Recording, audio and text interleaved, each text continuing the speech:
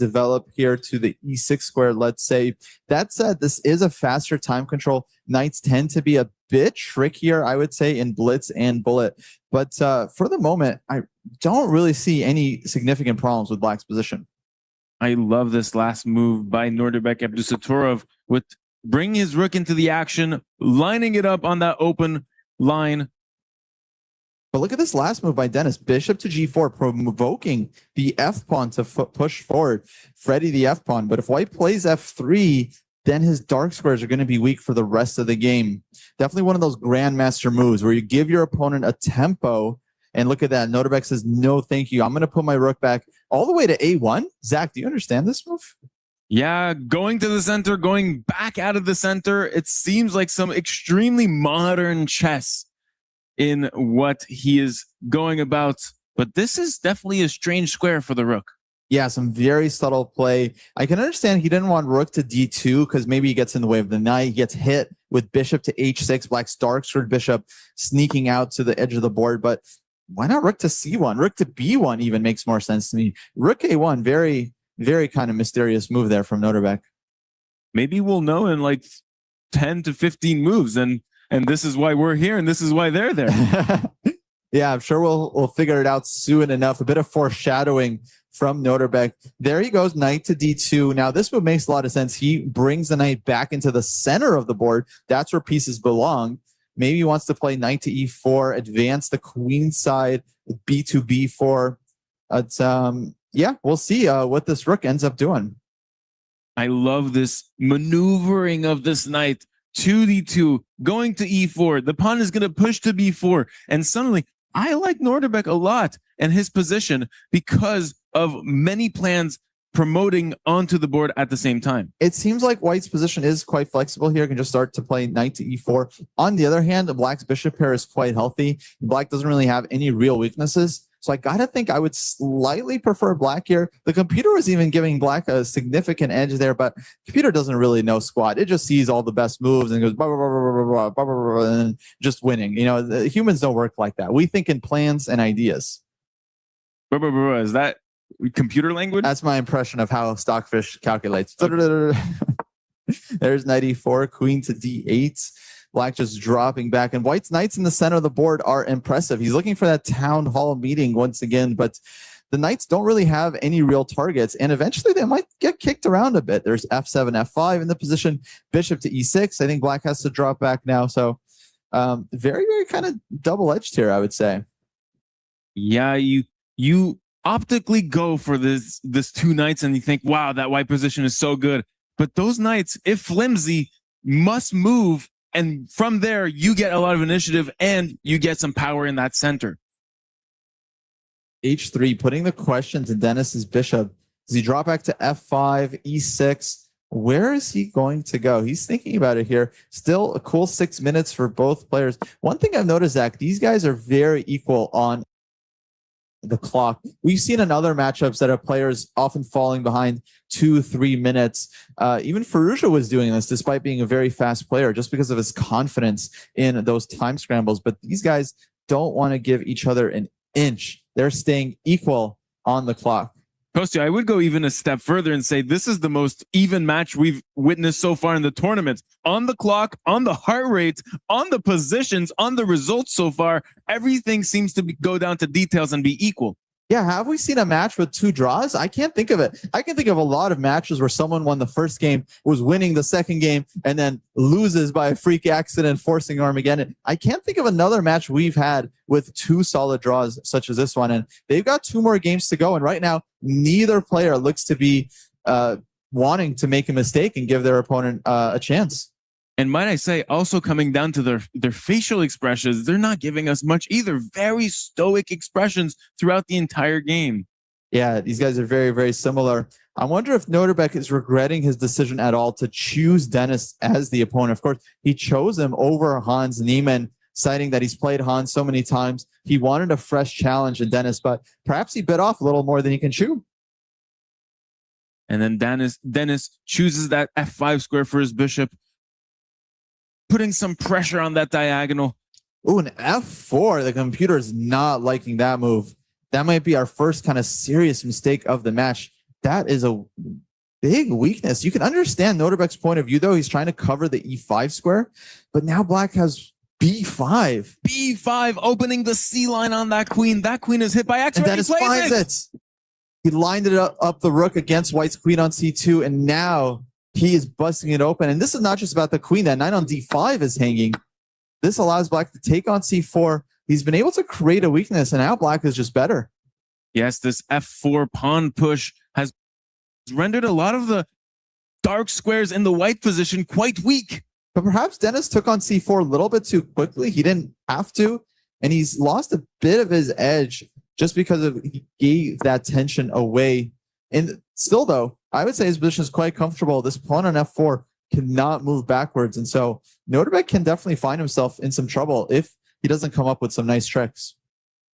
Yeah, and from here, knight to a5. Not the computer's preference, although a very interesting practical try.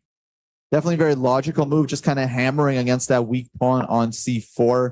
Dennis knows that his position is comfortable. He doesn't have to go all out for the win. I think he's perfectly fine here to just play a position where he's better. Like in the last game, play for 2 results. If Noterbeck can defend accurately once again, maybe he can hold. But right now, Dennis has been very much in control these last 2 games. Dennis has a very serious idea in this position. Let's see if he can spot it. Dropping the knight back to the square b7 to then hop back into the square c5 and target all those loose pieces in the white position. That's a really nice maneuver, but a tough one to find because the knight on a5, it's doing such an important job right now, attacking that c-pawn. It's really hard to move that knight away from its post and look for a better square. But once you notice the move knight to b7, once you mention it, once the computer tells you this is the best move, all of a sudden you see it. You feel the string.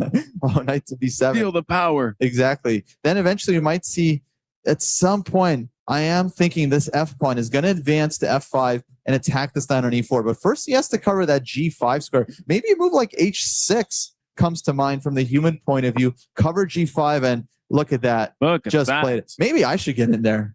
Hey, take those headphones off, Dennis. I'll pop in. I'll take cover.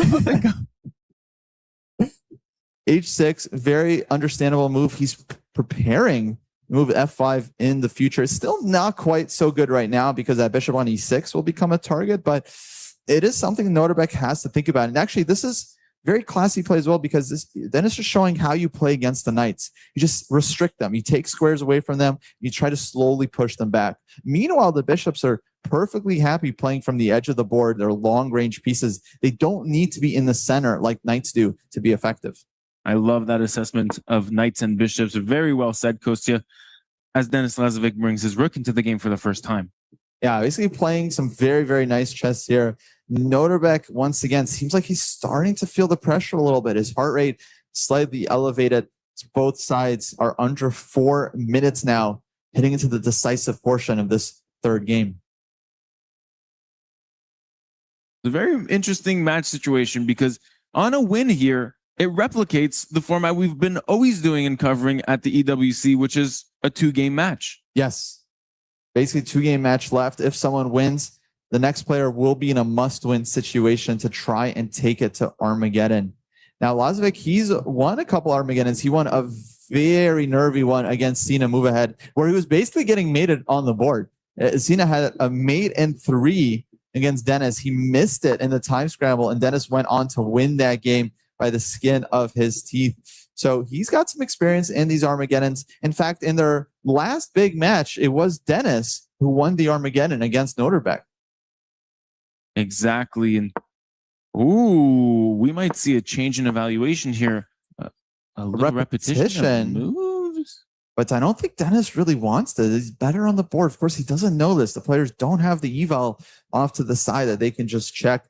They have to rely on their instincts here. According to the match situation, a draw with black is not the worst result here for Dennis. He'll just get white in the last game and he can try to convert. But objectively, his position is better. And once again, he's got this maneuver, knight to b7, knight c5. Oh, and he trades. He declines the draw. Trades off a couple of pieces. I like this for him. It's a nice transformation. Now we're getting a middle game with opposite color bishops. Light square bishop for Noterbeck, dark square bishop for Dennis. But it feels like although white's bishop is a bit better, black is the one that actually has more targets, especially this f4 pawn coming back to bite Noterbeck. is a move that he did not want to make. Black also has the move rook to e3 available at a moment's notice. Maybe right now. Well said, as it seems like Norderbeck's pieces are slowly infiltrating that white position where Norderbeck has his passive pieces kind of awaiting the entrance of those very strong Lazovic pieces. Yeah, Norderbeck going into defense mode right now. We've seen how well he can defend in the previous game of this match. So it's not quite time to panic, but white is definitely worse here. And yeah, black is putting him under some heavy pressure. Am I blundering, or is that a pawn sacrifice on a3? Is that pawn hanging? It's a good question, Zach. Why can't he just take on a3? Queen takes pawn. Just grab a pawn. Of course, that might give Norderbeck some initiative. Maybe somehow he has bishop to b5, rook to c7. I'm not quite seeing it for white. Of course, Dennis knows how dangerous Norderbeck is, especially with the initiative. Oh, and he takes d5. Takes the pawn on d5. Why not that one? And now f5, Norderbeck immediate with his response. He's now playing for the initiative. You know, this could actually turn around very quickly. If white gets that initiative on the light squares, he's the one with a light squared bishop. This could turn around quite quickly. This is a very interesting question, this last pawn move, because you're threatening that pawn move f6, and the bishop comes out preventatively saying, look, I don't want to be blockaded by your pawn. Bishop e5, very logical move. But now, can black take on white? Can white take on g6? I guess rook to f8 might be the response there from black. This bishop on e5 targeting the knight on g3. Instead, we see the unpinning move, king to h1. Wow. Much more solid from Norderbeck here. He does not want that knight pinned even for a moment further. Impressive prophylaxis by Norderbeck, just preventing any damage against his king, because he knows that that's the most valuable piece in this game. You need to protect your king no matter what. And still pawn up here for Dennis as he's down to under 90 seconds. Norderbeck, the time advantage and some definite compensation for the pawn. I would say Dennis, although he won the pawn, he probably didn't find the most incisive way to play this advantage. And look at him there. He's shaking his head a bit. I think he knows that he probably had better than what he got.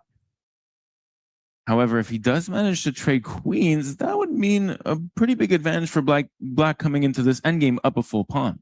Yeah, it feels like if queens come off, then it's quite safe. I'm expecting Norderbeck to try and find a way to keep the queens on the board. And queen to c2? Isn't the knight hanging on g3? Oh my goodness. What has he spotted? Bishop takes g6? Oh, so the bishop takes the knight, and now that bishop takes the pawn on the other edge of the board. Wow, some deep tactics here from Norderbeck. I mean, it looks like black would be winning 2 pieces for the rook, but then everything hangs in black's position. That knight on a5 is such a bad piece now. We noticed the moment earlier when black could have brought that knight back into the game. Dennis missed that chance, and now he's definitely suffering with a knight on a5. Zach, I think Norderbeck's got the better chances. Wow, queen swoops into f4, threatening this knight, and checkmate behind it. Rook f8. Okay, love this last play by Lazovic. He's going for full activity here, keeping white's position at bay. The knight on f1, playing a crucial role covering the mating square in front of his king. Wow.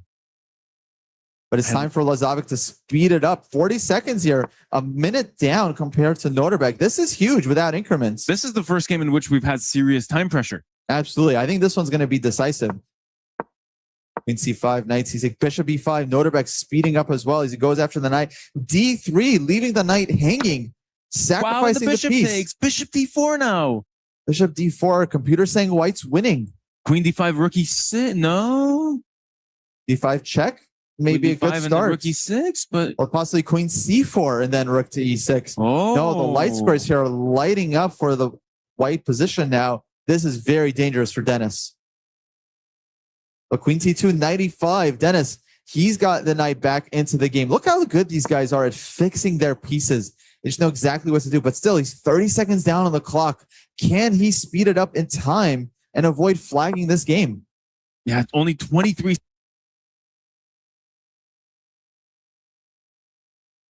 seconds left for Dennis Lazovic. He spent way too much time there. Now Norderbeck's going to go start hunting that flag. Can Lazovic speed it up in time? And we see so many pieces traded off the board. This is absolutely crazy. No, this is not looking good for black. His king is just way too open here. Norderbeck keeps the queens on the board. 18 seconds for Lazovic. White has a pawn up, but it doesn't feel like so. And suddenly this black king is quite naked on the edge of the board. This is play for 2 results. On the other hand, you have to watch out for that mate on G1. Lazovic here blitzing out A5. He's so fast. Norderbeck doing everything he can to flag his opponent. Oh, and the They're going into the scramble. bishop. Oh, it's all about the clock now. And It's now all about they're the flagging pre-moves. each other. Can he pre-move in time? Can Norderbeck trick him? This is the sweaty chess we've been waiting for. Now it's pre-move city here. Can Dennis get his moves on And time? it's a draw He again. finds the repetition. Wow. Oh, look at Norderbeck's disgust. Insanity. He blundered into that draw. Zach, had he avoided the repetition, he might have been able to flag Dennis. That was crazy. It was better for Dennis, then it was better for Norderbeck, and then Norderbeck was up upon in an endgame. But then he forced his opposite-colored bishop endgame, which has a notorious reputation for being drawish, and it was a draw. Wow, just insane display of mouse skills there from the young Dennis Lazovic, only 19 years old, playing for the currently leading team in the EWC AGAL. And look at this, 1.5 going into this decisive game for Norderbeck, not able to outclass his lower-rated opponent just yet. And we have game 4 started, an English opening from Dennis Lazovic.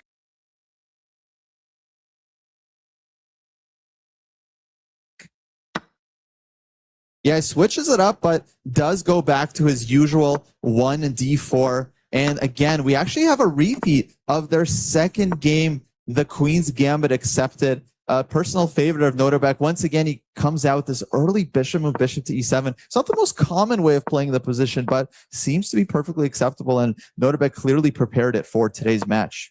Yes, deep in prep. And sometimes these super grandmasters, they can learn an opening or even play an opening for the first time. And they're that strong where they master it on its first chance. However, I truly think that's not the case for Norderbeck, who's played pretty much every opening under the sun so far in his career. And look at this, Norderbeck repeating that pawn sacrifice that he used in game 2. That was the game, Zach, I thought he was closest to losing. Clearly during the break, he must have checked the opening and came up with an improvement, decided that it was playable enough for a second game, though we saw Dennis really outplay him in this position. I got to think Dennis is not too unhappy with this as well. He has the white pieces. If they draw this game, they're going to Armageddon. And otherwise, maybe he can try and squeeze something from his extra pawn. Might I say, Kostya, this match has been insane. We've just seen like the top chess players in the world face off and bring their A game. And that's seeing that energy collide over the board has really been special so far. It's been so tight. It's been so close. It hasn't just been blunder after blunder as sometimes we're used to in online chess. There was quite a few mistakes in that last game compared to the first two. But of course, that's because the position was just so much more complicated. Now, this one, though, this one might be petering out quite quickly. As Norderbeck clearly came up with a nice improvement over the first game. Now he's managed to trade off a lot of pieces and go into this end game with opposite color bishops. And the queens trade off. Queens are off the board. Still that extra pawn for white. Now Norderbeck offering a rook trade, basically a silent draw offer. If Dennis takes this one, neither side will be able to win the resulting endgame. I'm expecting him to keep the rooks on the board. I don't really see the drawback for white. Yeah, just go rook to c2. Of course, it's still equal, but force Norderbeck to defend a slightly more difficult position with rooks on the board. Not just slightly, moderately more difficult. Without the rooks, it's really just dead. But with the rooks on the board, you can play this for a lot of moves. Dennis Lazovic sending a clear message to his opponent. Look, I don't want to give you the draw that easily. I'm keeping the rooks on the board, rendering this endgame a little bit tougher than usual without the rooks on the board. Yeah, if you wanted an easy draw, you should have picked someone else for this matchup, buddy. Buddy, did you add that one in? Bishop to b4, and now Norderbeck just holding on to the blockade. Yeah, it looks really difficult, despite being up a pawn to win this for the white piece, and the rooks come off by force. Oh, and there's the rook trade. And now this one is very much going to be a draw. I think both players, they should just start thinking about their Armageddon bid because we are heading to Armageddon. It looks like we're heading to Armageddon, which will be a very interesting tiebreak as it will force victory no matter what. Yeah, sometimes these matches are just so close. Neither player can win in regulation despite having 4 games to do so.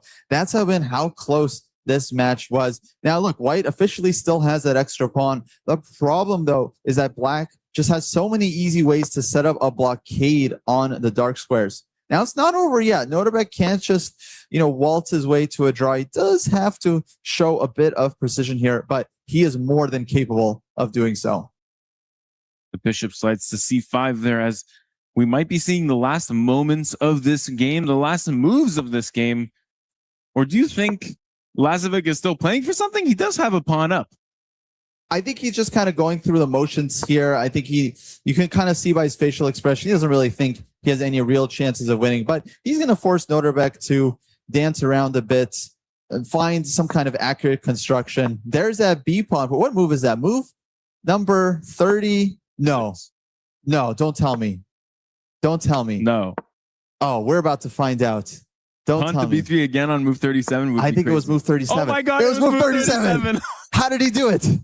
How did these guys do it? Lightning does strike twice at the EWC. When you called that the first time, I thought, okay, 1 in a million shots. How did you know? But the second time. I just know, Costa. You need to trust me by now. Unbelievable. You know what I think it is? Denis Lazovic has it in his notes. Move 37, you go B3. That's his opening preparation, and he's sticking to it. And here, as we shuffle, we might see a 3-fold repetition draw. We are forcing matters into the Armageddon tiebreak. And there we go. What an incredibly close match so far. 2-2. That last game, Norbert showing a nice improvement over the second game. He basically held that one without problems, Zach. Kostya, I'm really excited for this Armageddon as we see the first tiebreak of these deep playoffs of this quarterfinal. Both these players coming up with a number. Now, the way this works is that they're going to bid for who is willing to take less time and the black pieces in exchange for those coveted draw odds. Now, Zach, this is a really interesting moment. A lot of matches we've seen, White win both games, Black win both games. Here's been 4 draws. So those draw odds in the Armageddon are actually quite valuable, given that neither of these guys has been able to score. Absolutely. It is in your incentive to want the black pieces, given the match historical data of draws. But on the other hand, you can't bid too low because, of course, the opponent will just get a massive time advantage.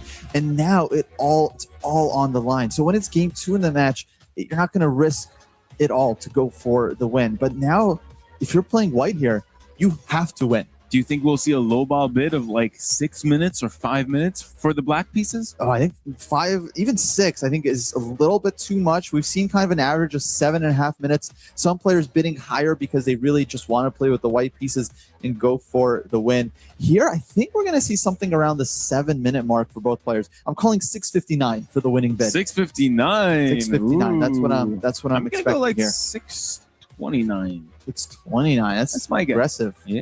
But we'll see. I mean, black pieces are desired side for this matchup, as we've seen all draws. So far, it's been Black holding every single game as the players are about to find out who won the bid, who will be taking with the white pieces, who will take Black. Norbert there, a bit of a smile.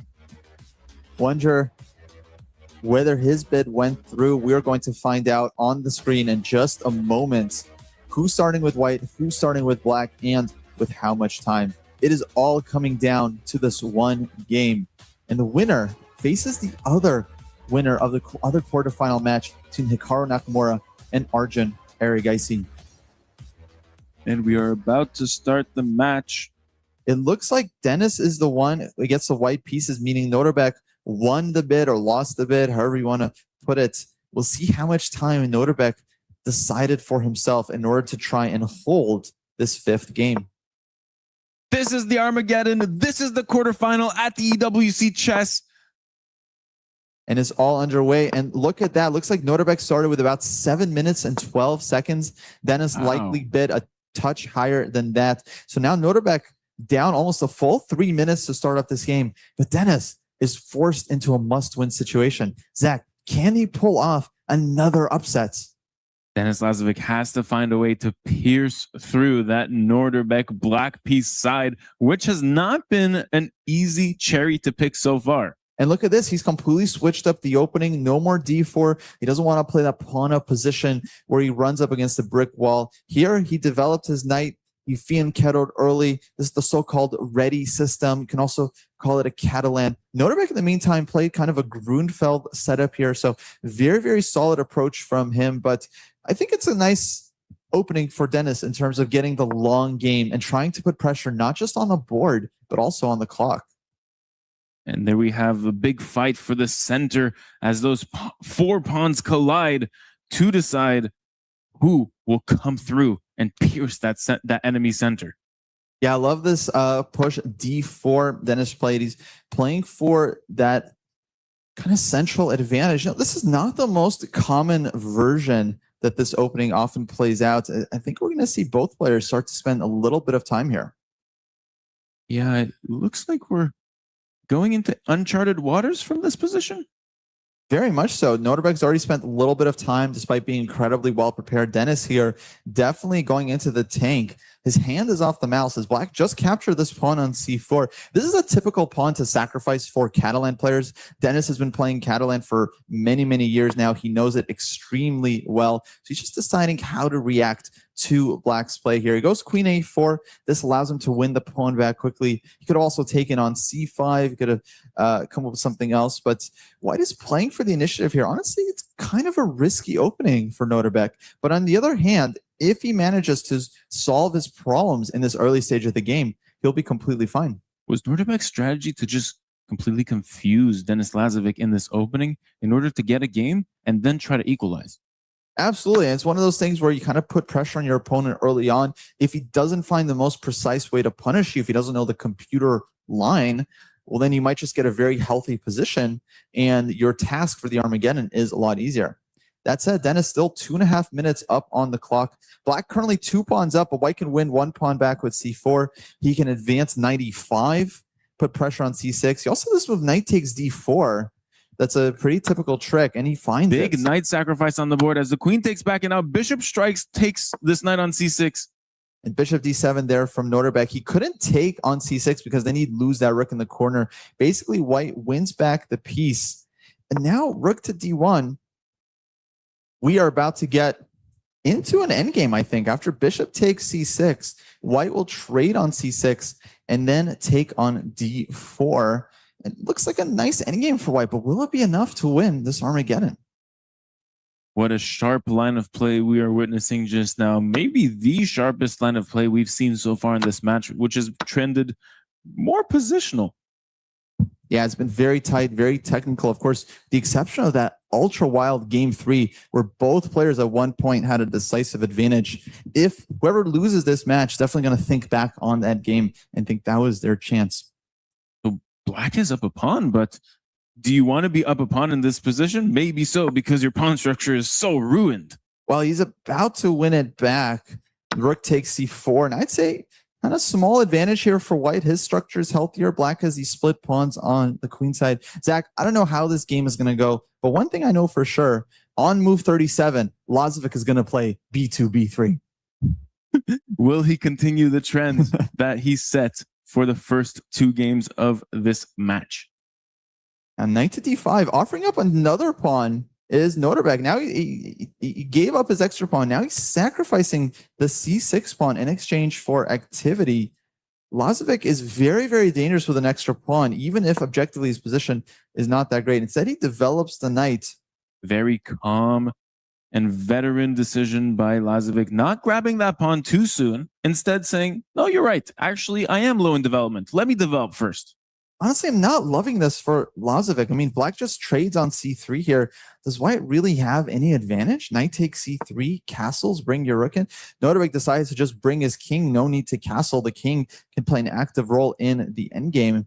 But how is Lazovic actually going to generate real winning chances here?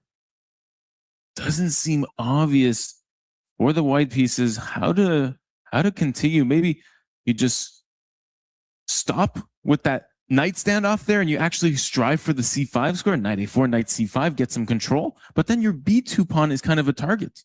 Yeah, but I think it's a great maneuver, Zach. Knight either a4 or e4 over to c5. It's a beautiful square. Eventually the pawn on b2 can maybe advance after rook to b1. wait 20 moves to reach move 37, then play b3. And okay, I mean, it is a small edge. Noterbeck decided he didn't want to trade on c3 there. Now he goes rook to b8, targeting that b pawn. Maybe rook b1 now. Computer's coming up with this very funky looking move, rook back to c2. Have you ever seen such a move? Guess it makes sense. You drop the rook back, kind of defend that pawn as many times as you can. Dennis decides to start with the knight check. I think that makes a lot of sense. A knight back to d3, also very, very logical. Using the knight to cover this square. You know, actually it is pleasant for white. I gotta say, I think Dennis has managed to start to create some chances here, and he's still 2 minutes up. I really like Denis Lazovic's position. It seems like he's taken care of his weakness, that pawn on b2. And now he's going to eventually double rooks and put some real pressure on that weak black pawn on c6. In the meantime, though, he still has a lot of work left. Noterbeck is about to get his other rook into the game, rook a b8. No, instead, advances at the a5. I think it's a very logical move as well. Gaining some space on the queen side. Maybe looking to push a4, a3 is Noterbeck. Who do you have going into this Armageddon from this position, Kostya? Oh my God. Oh, it's so tough. It's so tough. I mean, I gotta feel like Noterbeck's chances are a little bit better here. He's just defended so well in this match, and all he needs is a draw to advance. So I really feel like the pressure is kind of on Dennis to show something here. But of course, he knows that. He knows a draw doesn't suit him. He knows he doesn't have another game where he can try to win. He knows he has to go for it here. He's very experienced in these Armageddons. And Dennis did win the Armageddon the last time they faced off in a similar format.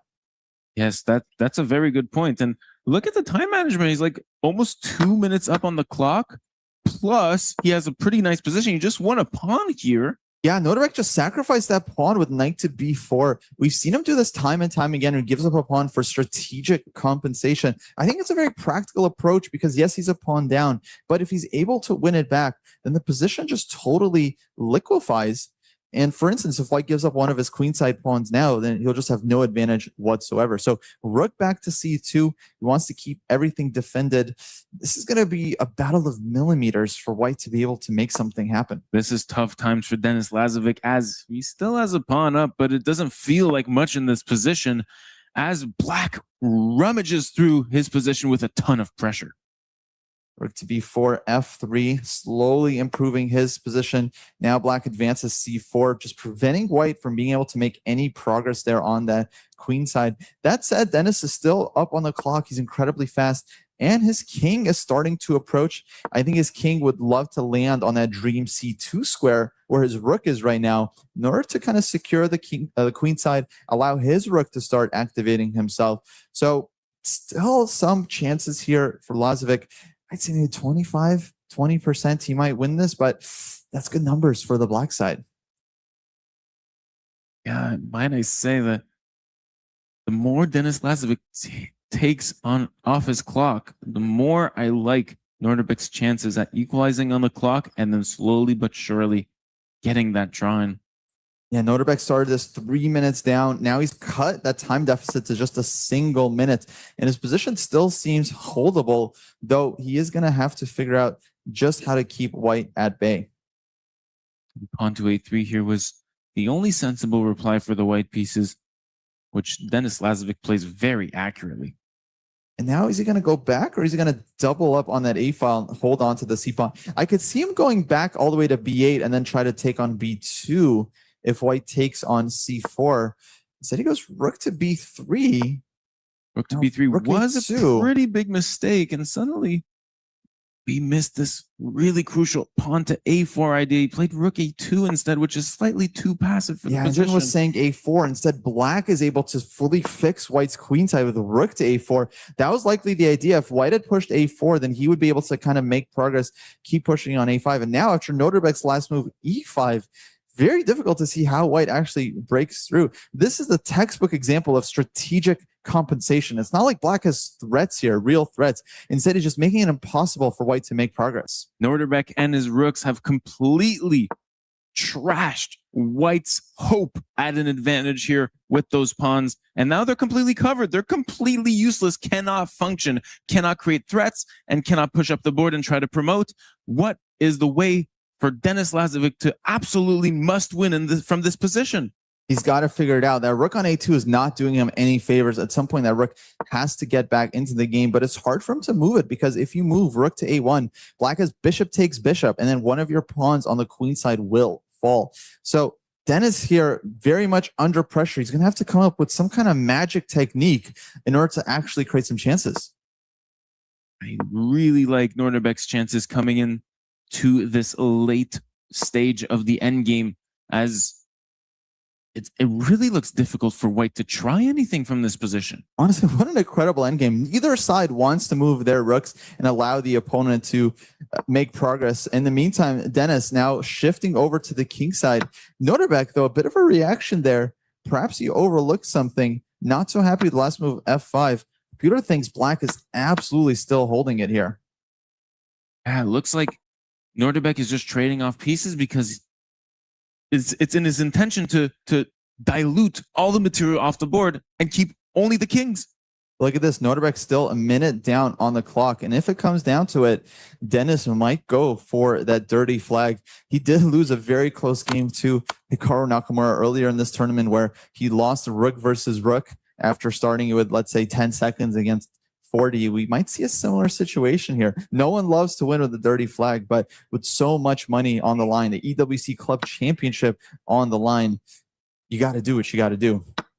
Norderbeck playing really accurately in this later stage of the endgame, as this rook endgame is completely objectively drawn. However, white still has the extra pawn promoted by its own rook, and you can't really move your black rook now. You know, going into a single rook endgame, white's a pawn basically not going anywhere. Black once again holding the position.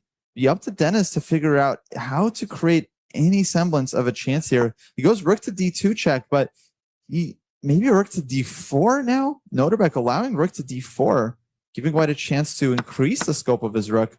Dennis takes it. He says he might not get a better chance to activate his piece, but objectively is still very much a drawn endgame. Norderbeck still has to defend this, remain strong and persistent. I know this is tough. Oh, we have a big blunder. A blunder, but somehow was missed. I'm not sure what the move was there for white. Computer spotted something after king to e5. Maybe Dennis will get another chance. That is so curious.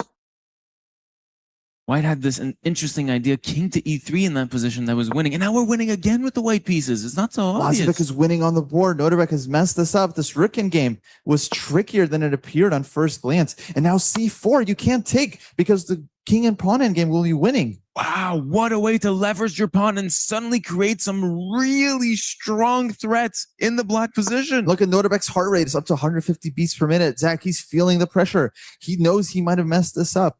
Can Dennis convert this? He's got a winning position with an extra minute and a half on the clock. Zach, this is his chance. This is very desperate times for Norderbeck, as he's down under 1 minute and has to defend a completely losing position. Oh my God, love this maneuver. Now Dennis is bringing in the king. His rook can come to f5 with check. His king can cover the c-pawn.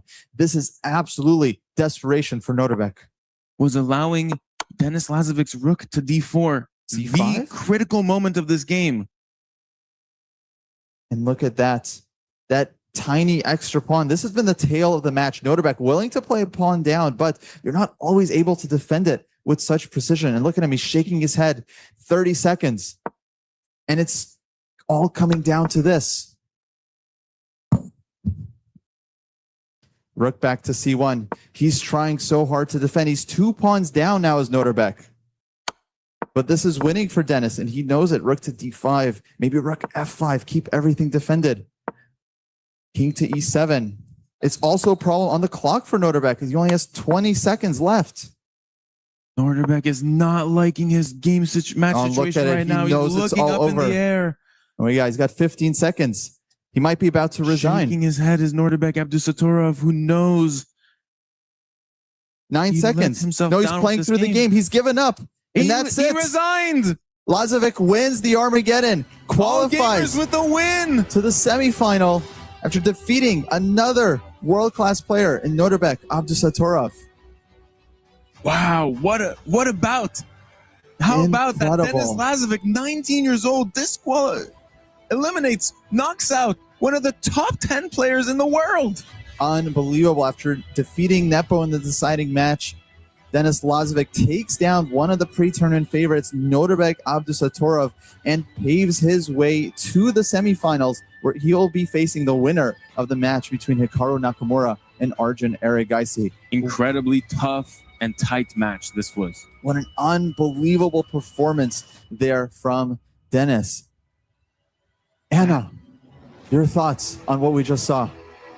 I am speechless. This has been such a tight race. 4 draws in the first 4 games, and it had to come down to an Armageddon where, as you both highlighted, the draw odds with the black pieces seemed like what they both wanted. So they both bid low. Norbek eventually gets the black pieces, sacrifices 3 minutes to get the black pieces, and he was holding it. Looked like he was holding. The rook endgame looked like it was draw. But then Denis Lazovic manages to outplay a world-class player, a top 10 player, in a seemingly drawish rook endgame where it's Denis who is in a must-win situation. I am so impressed. This is our youngest surviving participant in the field, ladies and gentlemen. 19-year-old Denis Lazovic for Team AGAL. They are the leading esports team here at the Esports World Cup with just 2 weeks to go. This could be a huge score for them in order to win the trophy. And speaking of numbers, it's $30 million, the club championship prize fund, $1.5 million in chess. And for Denis Lazovic, this means his ticket to the semifinals. This means his ticket to a paycheck that will have 6 digits on it. It's at least $100,000 costume for a 19-year-old Denis Lazovic. This is the biggest moment in his life so far. That's a lot of energy drinks that he can buy with that money. I mean, wow, what an impressive performance, especially his technique in that last game. Me and Zach were saying the whole time, how is he going to make progress? How is he going to break through? But he just kept it on the board, and we've seen him do this time and time again, where he just takes that small advantage and just finds a way to trick his opponent in the last seconds of the game. Incredible technique there from Denis. Incredible technique. Zach, your thoughts on the match and how it came down to this final rook endgame in Armageddon? I think they were so evenly matched. It actually came down to time control at the very end. That's the tale of the match for me. If Norbek Abdusatorov has more time on his clock in those final minutes of that rook endgame, maybe he finds this different king move that renders his position equal and maintains balance, and maybe he can hold that with the black pieces and win the match. That's how tight this match was. Yeah, basically, if he bid a little bit higher in the Armageddon, plays a little bit faster in the game, maybe he can save it. But, oh, man, was that close. So close. And I cannot wait to hear from Denis himself. Let's go over to the stage 2, Jan, and talk to the hero of today, Denis Lazovic. We're here with Denis Lazovic. Denis, congratulations. Very close match. Talk us through it. What happened? Yeah, thank you. Yeah, we both, I think, played quite well.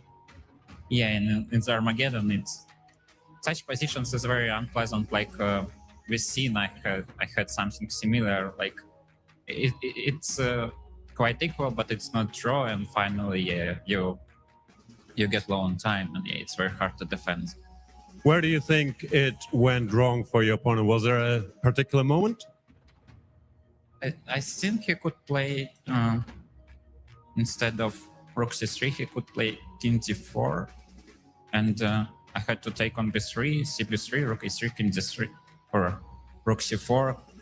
I think it was a draw almost till then, but like you need to force a draw at some moment, and if you are not able to do it, I mean, even if we would get like rook versus rook, it's good chances that I would flag him. Our Castos just said it's the biggest moment of your life so far. Do you agree? In terms of money, probably yes, but I feel quite calm. I played lots of good events, so probably yeah. You are facing the winner of Arjun Erigaisi against Hikaru Nakamura. Next, do you have a preference? Yeah, probably Arjun. A bit better. Last question. You have another key to crush. Did you practice a little how to crush your opponent's key overnight? There's been some attention. Not really. I yesterday, like my first time I did it. I thought like even before I crashed it, I thought that there is a good place to put it, and I put it there because I didn't know that I need to crash. Yeah, I didn't know that I need to crash it, and now I have some experience. All right, Denis Lazovic, congratulations. What a match. Best of luck for the rest of the tournament. Thank you. Back to you guys. Thank you so much, Jan. And we're happy to hear that Denis is now very experienced crushing keys, and he is about to crush the key of his opponent, Grandmaster Nodirbek Abdusatorov. Representing Team Navi, he will be getting 200 points for Team Navi, and he has earned himself $75,000. But for Denis Lazovic, the story continues. He's in the 6 digits for the prize fund. He is getting a lot of points for AGAL. We cannot be congratulating him enough, but this is just the beginning, ladies and gentlemen, of the playoffs. We're going to take a short break, but when we are back, the runner-up of last year, Alireza Firuza, will be here to face a very dividing personality in the chess world, Hans Niemann. The stakes will be the same. Do not go anywhere. We'll be right back.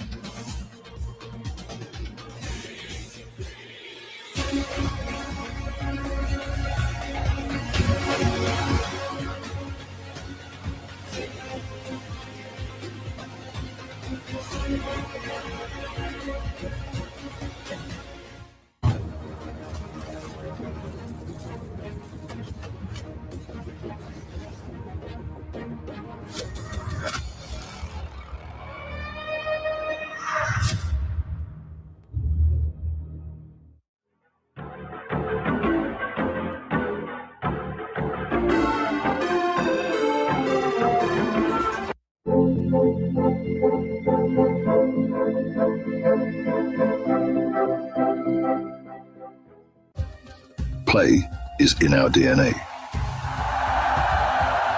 Whenever we let it out, it becomes our superpower. Now imagine an entire city being built to supercharge it. Kadir City, powered by Play. We were there. For every click, every clutch, every respawn. We were there for the years of grind. And we're here. Now. The proud founding partner of EWC. Powering the biggest event in gaming. Shoulder to shoulder with the world's best. Making history. Greatness deserves a stage. Lenovo Legion. Reach your impossible.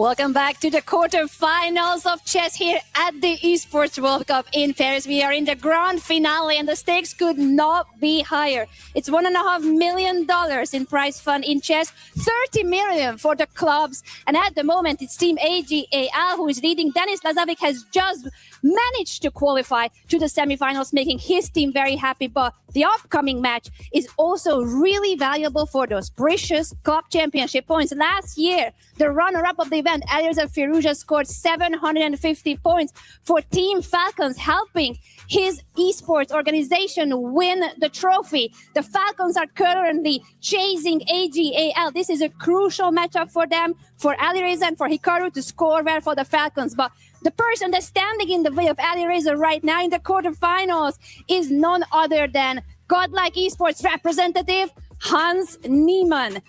Zach, I'm looking at you first to talk about this matchup. Alireza against Hans. Best of four. Who will prevail? It's difficult to say who will prevail in a match like that because it's so tight. These are two world-class players facing. But I gotta give it, if it does go to Armageddon in a situation that we've seen before in these matchups, we've seen Hikaru right now is playing in an Armageddon match. We've just seen our Armageddon match.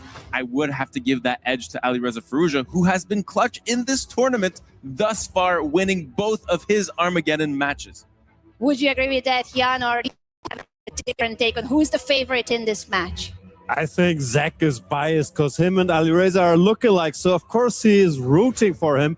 But Hans Niemann, with all the controversy surrounding him, arguably one of the most famous chess players there, has been steadily improving. What I really admire about him, with all his attention on him, he's been improving his chess. He's definitely world-class in Blitz, improved a lot in Classical, and we'll see if he's got it in Rapid. I think it's pretty much a crapshoot. And the game has just begun. It's a best of four. And if it's a tie after 4 games, we will see another Armageddon. The stakes could not be higher. The player that wins makes it to the semifinals. The player that loses will be eliminated. I'm going to give it over to you, Zach and Jan, to cover the action here.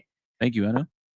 Thank you, Anna. We have another London system. I was so excited about this matchup, Zach, and now the London system, the most boring opening known to man. Should I take a break, come back for game number 2? London system in Paris. What could be more romantic? I don't get it, too. What's good about that?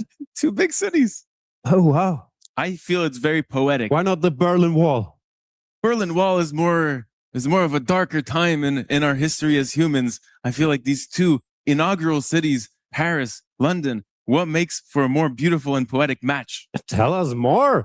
What is this position? The Black Queen is out. White has given up on the center. He's moved his bishop twice. They're breaking all the rules. I was taught, you bring your pieces out, your castle, you fight for the center. They aren't doing any of that. Well, maybe we'll see the fight for the center very, very soon, as Alireza Firouzja might play this pawn to c4 move, attacking Black's pawn chain. He could do that, but he goes for pawn to b4. That's, in chess, they call it the orangutan. Orangutan would be on the first move. However, this is about 10 moves in now. So you should have played before is what you're saying. Before, be previous, we don't know. And now we see that c4 move, classic to attack the Black pawn chain. Yeah, even though this is fairly non-standard stuff, it looks reasonably balanced to me. White eventually has to finish development, meaning get his bishop out, castle with his king. Then this pawn structure always has the tendency to simplify. If either side exchanges the central pawns, we are left with a pretty symmetrical pawn structure. So what Alireza Firouzja, the man with the golden glasses, has to do is make use of the white pieces, create a slight initiative by using his tempi, attacking some piece in the black camp, because if not, this will just fizzle out to a draw. Everybody hates draws. Exactly. He has to create some. There he goes. Knight to d4, center. threatens another knight jump to b5 to target the Black Queen and the bishop. But Hans Niemann is going to spot that. Maybe advance his pawn a little bit. Cover that square. Yeah, and we have that close-up shot of Alireza right there, who is dialed in, absolutely focused, with a very low heart rate at this point in the match, which is very interesting. Yeah, way below 100. Normally, we only see such numbers from the Iceman, Arjun Erigaisi, who was in the other quarterfinals. He was at like 58. I've never been at 58 in my life. I don't even think that's humanly possible, let alone for your superhuman tendencies. Yeah. So Hans Hans Niemann taking a moment here to think it through, chewing his gum, and he has to cover that square on b5, I would assume, because if you allow that knight jump, yeah, there he goes, advances the pawn. Little slow, but he's gotten there in the end. Pawn takes, and black normally wants to recapture with the knight here. Yeah, he does it, because if you take with the pawn, you end up with some weaknesses. Alireza keeps playing very directly. He still hasn't developed his king side. His king is in the middle. He's trying to make something happen before. Very funny. We've seen this similarity in that last match that we covered. Norderbeck kept delaying his kingside castling. Why do you think that is? Sometimes there's more important stuff to do. I mean, these are the best players in the world. They know you're supposed to bring your king into safety. But if you just get your pieces out, your opponent gets his pieces out, you shake hands, there's not much happening. So he's trying to generate some action here before by targeting the black queen, invading there on the queen side, but doesn't look like he got very far. I think Hans is solid. Hans is solid indeed as he completes his kingside castling there. Yeah, it's time for Alireza to catch up in development, also bring out that bishop and bring his king to safety. Or does he have other ideas? Could he jump with the knight, attack that bishop?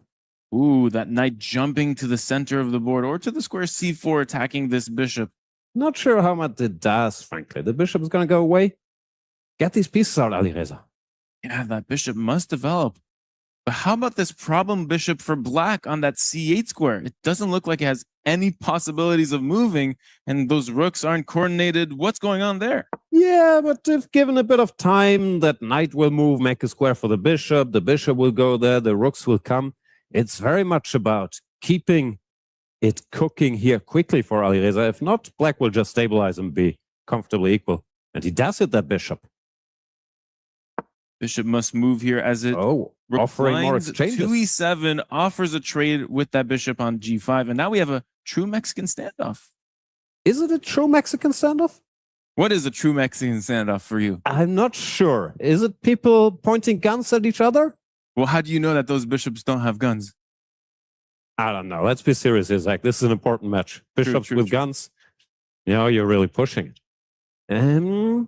Alireza has guns. He's hitting the gym. That we know. Hans being very, very solid here. I'm still wondering how white can make anything out of this tiny initiative that he has. He could exchange the bishops, ending the standoff, then jump with his knight into the heart of the black camp there on d6.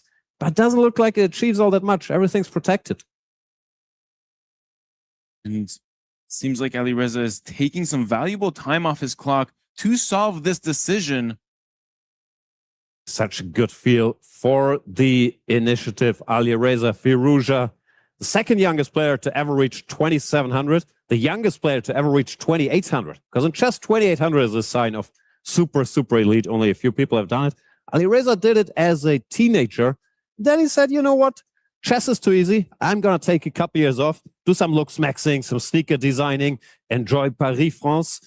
But now, feels like he's back on home turf, trying to win the thing. Back on home turf, hopefully better than ever, as this is his chance to qualify for the semifinals. Hans Niemann, on the other hand, has been very, very devoted to the game of chess. Did you watch his Netflix documentary? I did. You're talking about Untold Chess Stories, correct? That is what it's called. Yes, I did watch it. It was very controversial, very spicy, and I think the producers really wanted that out of such a story, and they succeeded well. And whom were you rooting for? I think it made everyone look bad. Everyone? Wow. Is that what you want out of a documentary? 95, we have like a 4-night tango in the center. Ooh, Mexican standoff, and now we have Mexican salsa. I'm not sure I like what Alireza is doing. Feels like black is very comfortable. The horses are out. White still has not castled yet.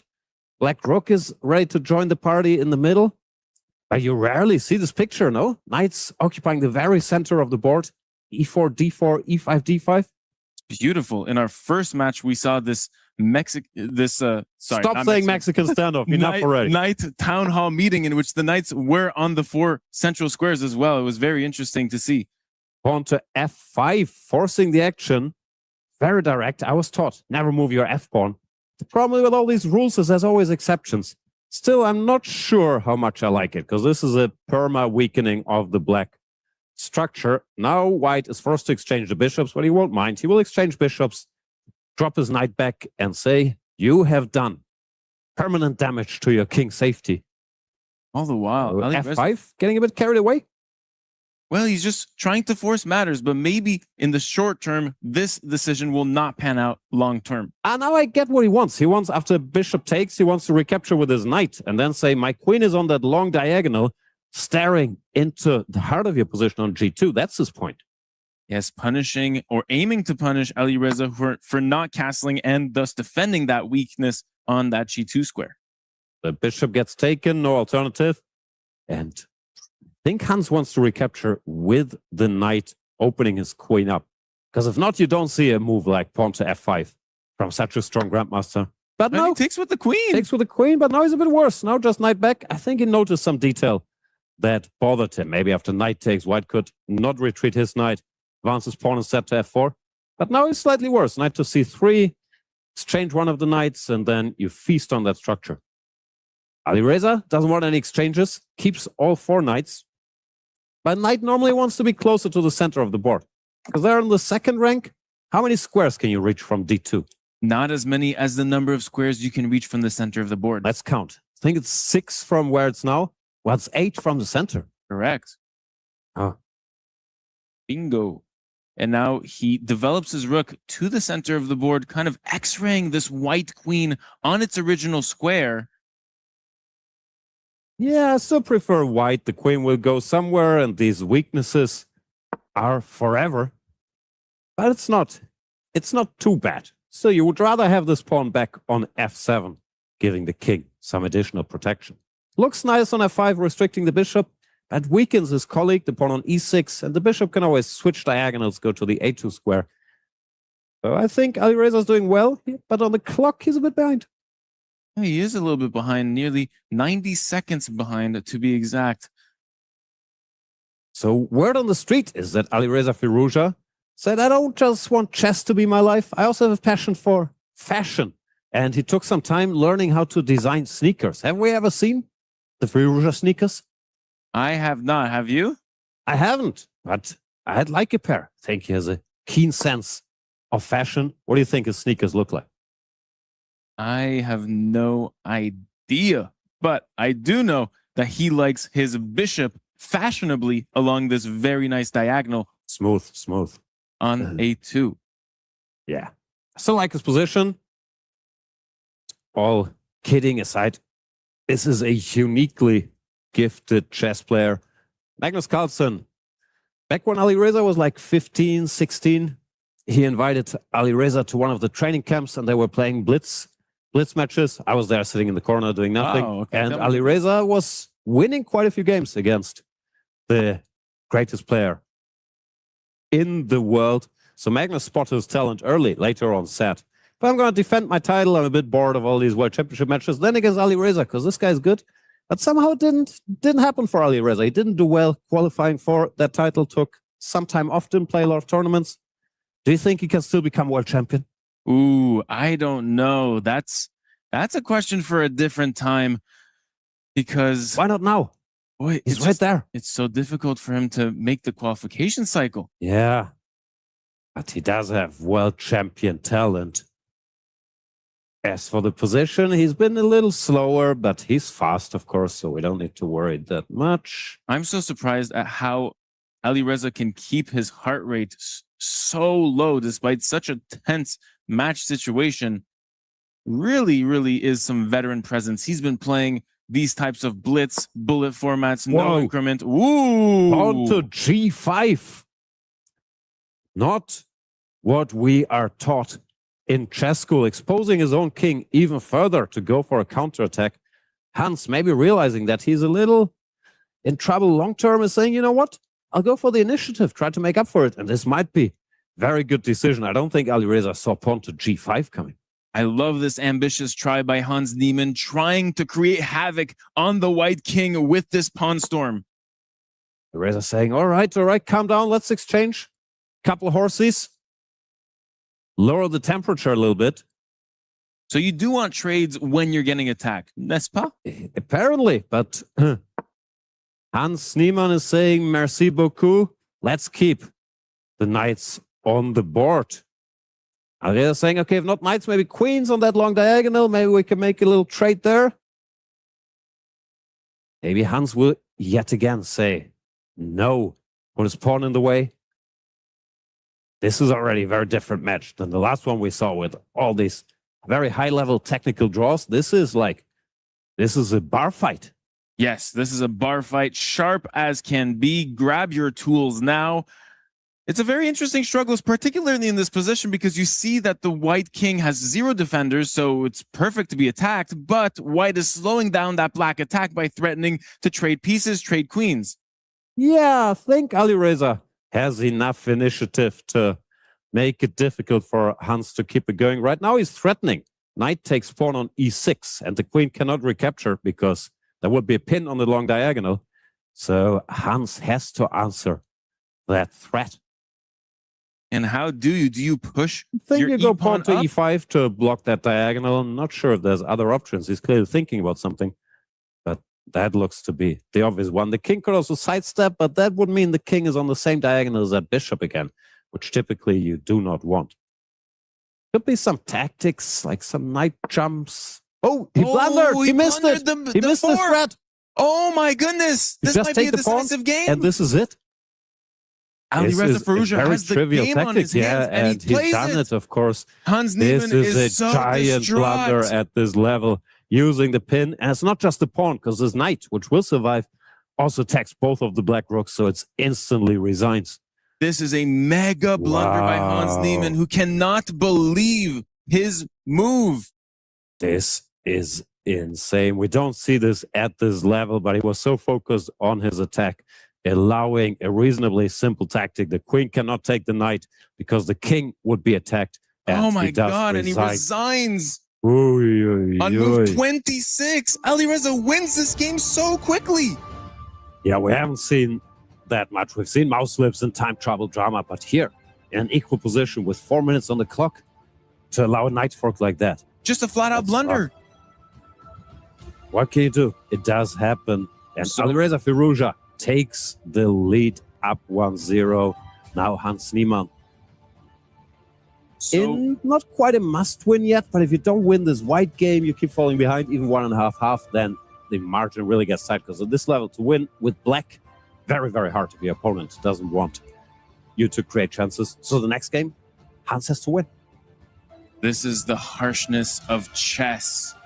Oh, It's not a fun Hey. game, is it? the pain this game gives you is unmatched to any other feeling in the world.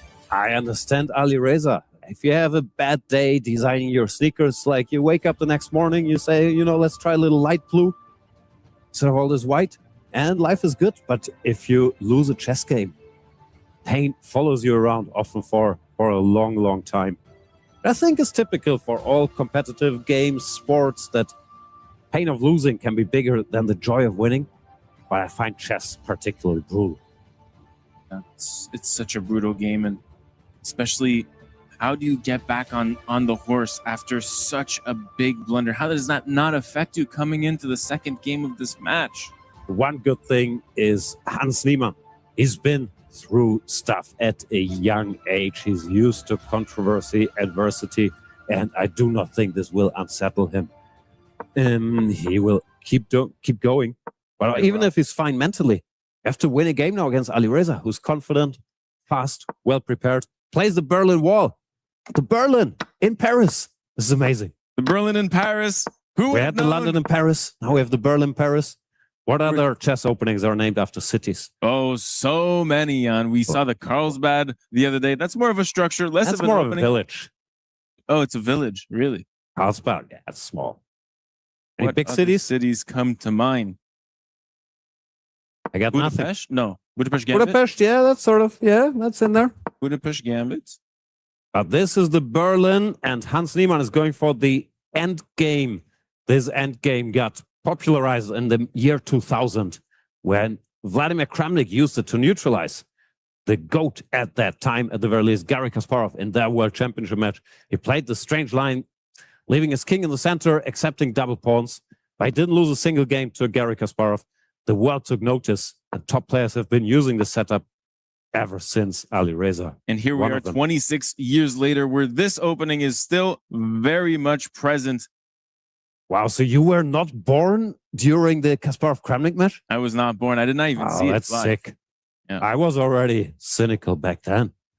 Knight to d5, bishop to d2. There are many possible setups to choose, but basically it comes down to white wants to use his kingside majority. That's why he played the strange move with the knight sitting there close to the king, because he wants to clear the way for the f-pawn. Here there are no queens, so you don't even have to be too worried about exposing your king. You want to push these pawns up the board using the fact that that majority is, how do you call this, mobile. They can create a passer, they can create some trouble, while black can't do that because of his double pawn. We saw this earlier in another match a few days ago. I want to say Let's see if you remember. Jan Krzysztof Duda against Sina Movahead? No, it was against Benjamin Bock. Oh, of course. Mhm. He had placed this very nice knight on this f6 square, and those 4 against 3, we've seen this before. These 4 pawns on that right flank of the board can be some very, damage. very demanding. And I like, because nowadays most openings are fine for black if you check with a computer, if you have time to think it through. So in classical chess, very often you see white not going for this because they feel it's too easy for black to defend. But I feel in Rapid, and Duda said something similar, it is easier for white because he has a more clear-cut plan to execute. So I like these top players going for these setups in Rapid, and especially here Hans in a must-win situation. At least he gets some imbalance. So I don't think this is a stupid choice, even though the ending has a reputation of being drawish or equal. I don't think that's true. I think it's very rich strategically, and I like what Hans chose here. The question is, will Ali Reza and his black pieces will make available for his bishop pair to illuminate this board? That is the question indeed. I didn't get the question. But Hans Niemann, I think he has a business called Endgame AI. He likes endgames. Oh, do you think that's why he went for this? Not sure if it's purely promotional. I think he's also good at endgames. He enjoys the queens being off, you know, then the little subtle nuances of shuffling your pieces around. Pushes the f-pawn up the board. Computer saying black is fine. I still like white's chances, you know, looks easier to play. Yes, it seems that this 3 pawns are out and about, already taking that space. Pawn to f5, Ooh, fighting back. interesting. Nice idea. Before white grabs more space. Ali Reza saying not so fast. My Very young provocative friend. strategic move. I from like Ali it. Reza. I like it. Now he has to stop these pawns from running up the board. Create some scope for his bishops. He allows en passant. E5 takes f6 is a legal move here. But that's not the end of the world. He can even recapture with a pawn. Then put his rook on j8. No, this is an excellent decision. And I didn't think of it. I might have to retract what I just said. I think black is fine now. Very good move. You think you need some brushing up on your positional chess? I have to study my en passant rules. They're so confusing. Like you put a pawn there, next to pawn, then it captures him. It's never been intuitive to me. But now black is fine. E takes f6, g takes f6. And if you take the other pawn, g takes f5, then the bishop takes, also stopping that f-pawn. And suddenly No, that this white is- king will have some problems in said position. Exactly. Excellent move. And Ali Reza showing his class here. Hans takes, goes f5. He had to limit that light square bishop a little bit. But I feel like black has enough targets now. He can move his king out of the way, bring the rook to e8. These pawns aren't going anywhere. The other rook can go to g8. This looks comfy. So good. Ali Reza Brings the brings out his bishop out. bishop. Teasing a bit. He's saying, you know what? Please take my bishop, because then we will have the so-called opposite colored bishops, which have a strong drawing tendency. And if you lead in the match, you don't mind. Draw a little position. Very solid move. Even though I think there might have been more for him to work with, keeping the bishops on the board. He also undoubles his pawns, fixing his pawn structure, and now Ali Reza gets rid of a lot of his problems. Yeah. King can step out of the way. The other rook will join the action. doesn't look like he's in trouble, but he might also not be better anymore, which he used to be earlier. While now, I don't see how black could fight for an advantage. Hans is stabilizing. And this bishop on, what's the square? D7, the black light squared bishop. It's a little restricted by the white pawns. How do we activate it? Yeah, it is indeed. Would you consider playing something like c5, bishop c6 so the bishop can meet that long diagonal? I think you gotta eventually. Question is the timing. He first brings the king out of the way. Then he wants the rook to enter the game, come to the open file or to the G file. Then we have to work on that bishop. I see the black pieces even playing for an advantage from this position. That open H line looks like it favors those black rooks. I'm not sure. I feel like white is fine now. This check is a little annoying. Forcing the king to the side. Maybe we could use our rooks to challenge that H file, even rook D3, rook H3. I'm not sure how you do it. Alireza's been playing very fast. How about that centralized knight there on D5? An absolute monster of a piece that cannot even be touched right now in this position. That is true. Once again, your Alireza bias is shining through your commentary. I get it. You guys are friends. I actually liked Hans' position more coming into this endgame with those 4v3s, but I think he spoiled his pawn majority on that right flank of the board. Still there, 2 versus 1, but no. I'm with you. I do believe black should be all right. But Hans, he likes these dry positions. Brings the bishop back now. So he forced the king a little further away from the center. Oh, does the white bishop want to reroute to the square G3 and attack this newly created weakness on D6? Not just attack, but also defend the horsey on H2, covering up the H file. So it's a multi-purpose square. Beautiful maneuvering by the white pieces. Very nice. Question is, does Alireza have to react? He can just bring his rook. Then if the bishop goes to its target square, king goes back, covers the pawn. Doesn't look like there's too much happening. But Alireza sometimes, even if his position is solid, if there's not enough happening, he can get a little impatient. He wants to do something active. And if that's the case here, it's going to be dangerous against Hans. Because this position, I think, is asking you for patience, little maneuvering, don't allow anything. That's historically not been Alireza's cup of tea. He's more of a dynamic guy. However, Hans must watch out. He's taken minute turns in the past 5 turns.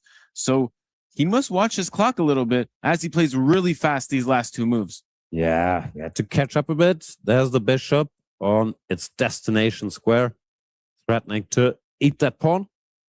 So the king should sidestep, cover it. That will create a long-term absolute pin on that pawn, which could be targeted in a further section of this game. Very much so. And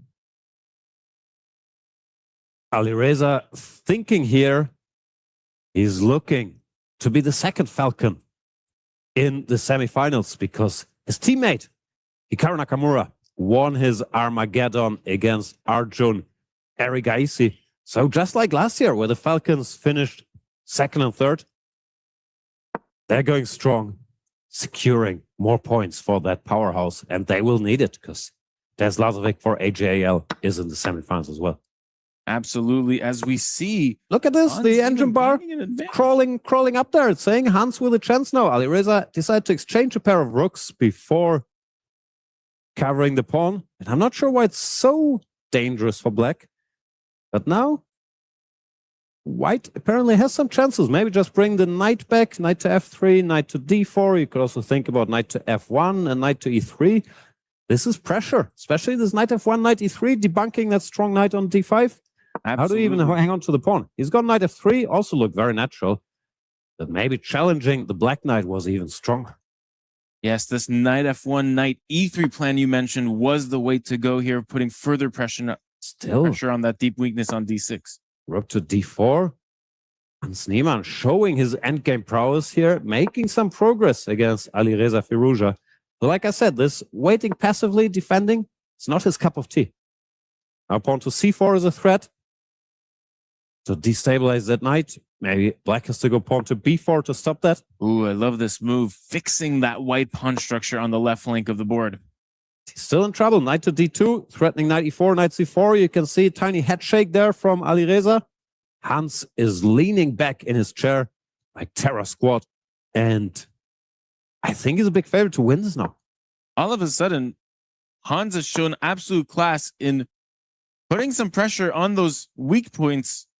And look at that d6 pawn. Such a liability. Where I think it all went wrong was when Alireza played this move bishop to d6, allowing Hans to take it and then stabilize. Because Alireza was better there. If he keeps his two bishops, starts attacking. But maybe the 1-0 lead got into his head. He thought, I have to play solid.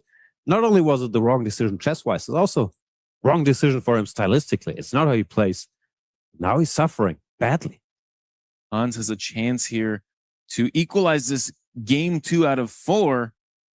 Nothing direct, but the black pieces are very passive, having to cover that d6 pawn. So maybe you can activate your rook, which has done its job, bring it back to d1, and try to sneak over to that h file. And if the rook would end up on h7 or even h6, black defenses might collapse. I don't see how you hold this. Hans, who needs to find this plan in order to grasp the advantage here.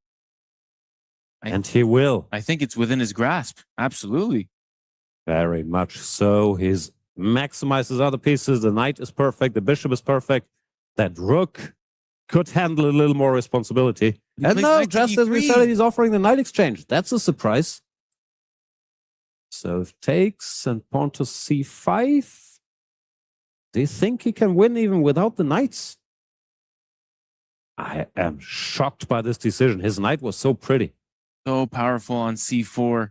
All he had to do was bring his rook down, bring his rook to the other side of the board, reach that h6 or h7 square, and suddenly the black pieces have to defend so many weaknesses at once. It's too much to handle. Yeah, because they were all stuck defending this d6 pawn. Knight e3 still has pressure because there's more targets for him. Pawn on f6, pawn on d6, pawn on b4. But I am not sure this is maximizing his chances. Alireza doesn't look happy though. As more non-bishops are traded off this board, this position gets equal and equal, as those bishops are opposite colored bishops, which is notorious for having some drawn patterns. Yeah, especially if no other pieces are left. If there are some rooks on the board, then the attacker sometimes has an advantage. And Alireza Firouzja shaking his head. He's still very unhappy about the state of things. However, you cannot trade immediately on e3 because Why is that? you're left with a glaring weakness on this f6 pawn that you really can't defend easily. Yeah, no, it's difficult. Maybe he has to go pawn to a5, let Hans do the trading. It's still unpleasant. Yeah, he plays pawn to a5. White could even change his mind, return to c4, say thank you for the new target, and then back to rook reshuffling. Now he takes Hans Bishop very clean h4. chess style, like his idol Robert James Fisher, who would play these very clean games, not always like fancy, but progressing, saying, you know what, I don't need more pieces on the board. I spotted this weakness. Now we will bring my king to f4, then maybe go g5, create a passer. I'm not sure if it's enough to win, but Hans looks like he knows what he's doing here. Bishop folds all the way to the corner there. What is that move's purpose? I think he wants to prepare pawn to c5 without that bishop being attacked by the rook. Not so much he could do. He's looking for counterplay. Pawn to c5 or pawn to d5 with bishop coming back to e4 and then king to d6. Also possible. Yeah, maybe. Yeah, that's a good point. Pawn to d5 and the bishop gets an outpost on e4. Very possible. And rook to d2. Abandoning that e4 square. There, Bishop the bishop back to occupies e4 it. and There it's comes pawn defended to by d5. this pawn. He did your plan. Not only do you guys look alike, you also think alike. That's amazing. The question Rook to remains, how do you h2? attack this weak pawn on f6 now? You have to get the bishop out of the way, bring the rook in, and then bring the bishop back. But Firouzja is looking for counterplay, advancing his own pawns. Because he no longer has double pawns. He has a working majority on that queen side now. They are marching. This majority can become dangerous if Hans brings all his pieces too far and lets that swing. First, he should probably activate his king. Yeah, there comes the king. Support these guys. Kings are weird pieces. They're supposed to be hidden for most of the game, but then when there are few pieces left, they have to go do stuff. And now Support we have the a pawns here. mistake. Pawn to c3, trying to get rid of his weakness of that c2 This has pawn. gone wrong. Typically, you don't want to play on the side where you're weaker, and he has to exchange off that weakness. But now Alireza has so much counterplay. Well, nothing happened to that f6 pawn. Alireza Firouzja very much back in the game. We might see a breakthrough from these pawns on the left flank of the board here, as Alireza tries to create some persistent counterplay to distract Hans's pieces. Now, this looks absolutely fine for black. You can either simplify or you can go after these pawns, as Alireza does. Bishop to b1. The white rook has to go back, cover his own pawn, go passive. But now black can target again, as he does with the rook to the corner. If anybody's better, it's Alireza now. And let's not forget, he would be fine with the draw, but he'll be even more fine with the win, taking a 2-0 lead. I love this idea by Hans. Rook to b2, forcing the bishop to take that pawn. And now the bishop feels a bit trapped. Another Fischer theme. There is this very famous game, Spassky against Fischer, where that bishop got trapped on the opposite side of the board, but same square. However, is Alireza in time here to go pawn to d4, rook takes a3, bishop takes b3? Or is he not? No, he goes c4, saying, you know what, I don't want to push my luck. I'm okay simplifying. But now it's once again black that has to be careful. Also lower on time, Alireza. What a comeback by Hans. Comeback by Hans. But Alireza's forcing the rooks off. You cannot keep the rooks. Rook to b1, bishop to d3. Ooh. And without the rooks, a player of Alireza's caliber can make 8,000 moves in such a position. This is a draw. Whenever the white pawn advances to the f7 square, it will get captured. I don't think Hans is even going to try. He is trying, though. Maybe is he Okay, trying a little to flag bit, him? but he's Alireza just has waiting. 43 He's going to wait for seconds. 30 moves, then he's going to go f7. Hope Alireza has pre-moved something else, but it's not happening now. There comes f7 and a draw. Both sides missing some chances. We have applause from the audiences there. Rightly as so. Big Alireza struggle. keeps his lead in this match. 1.5 to 0.5. That means if he wins the next game, he is through to the semifinals. But that can be tricky. As the white pieces, do you play for a win? Or do you think, like, you know what? With a draw, I'm still up 2-1. I'm not likely to lose. I've seen these situations where people hesitate a bit instead of going for the win and allowing the opponent to come back. However, Alireza will have the white pieces in this next game, so this will be a crucial game for the match. Exactly. Speaking of comeback, Alireza just left. Do you think this was another best of two? Do you think it's all over? Maybe. Will remain to be seen. What is this? It says 25 club champion. Ah, that's the Falcons. I thought Denis Lazovic put Alireza's key in the trophy already. And Hans Niemann playing back that last game to see what was wrong. He felt he had an advantage at some point in this game. Should have kept these knights on the board. He's going to be upset when he sees all these computer evaluations. We will let Hans check it out, go on a quick break, and be back with you for the deciding games.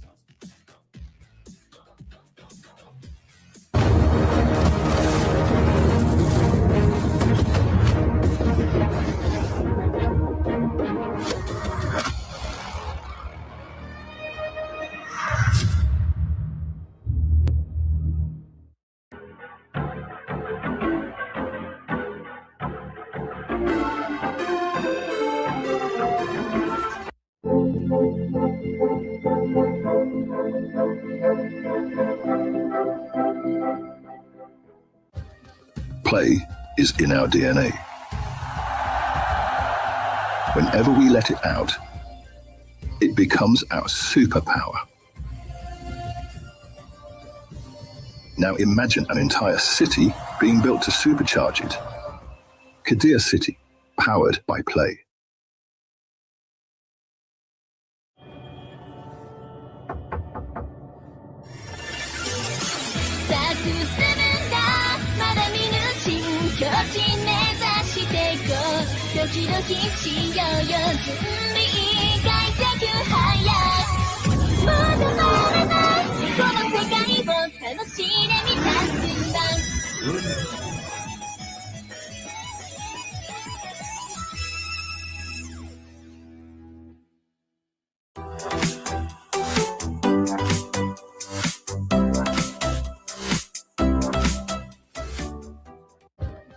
Play is in our DNA. Whenever we let it out, it becomes our superpower. Now imagine an entire city being built to supercharge it. Kadir City, powered by play.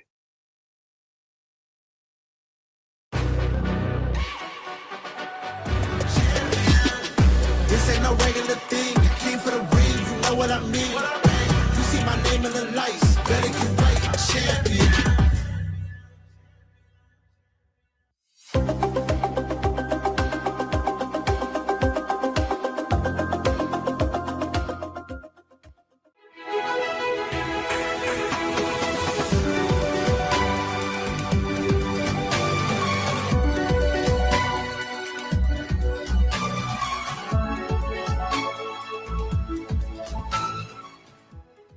The human body was built to move, not trapped at a desk in one singular posture for 12 hours a day. It's time your chair evolved. This is Secret Lab Titan Evo. Ergonomically engineered for you, gamers, hybrid workers, artists, backing your every move.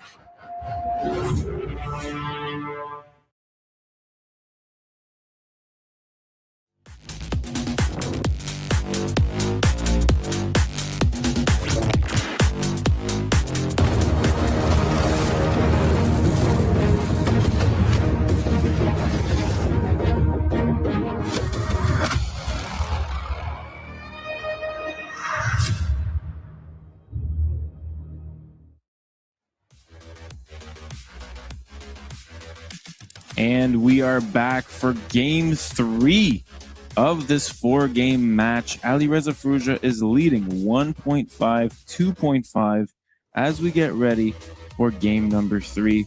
I'm so excited. Alireza won the first game. Second game was a draw.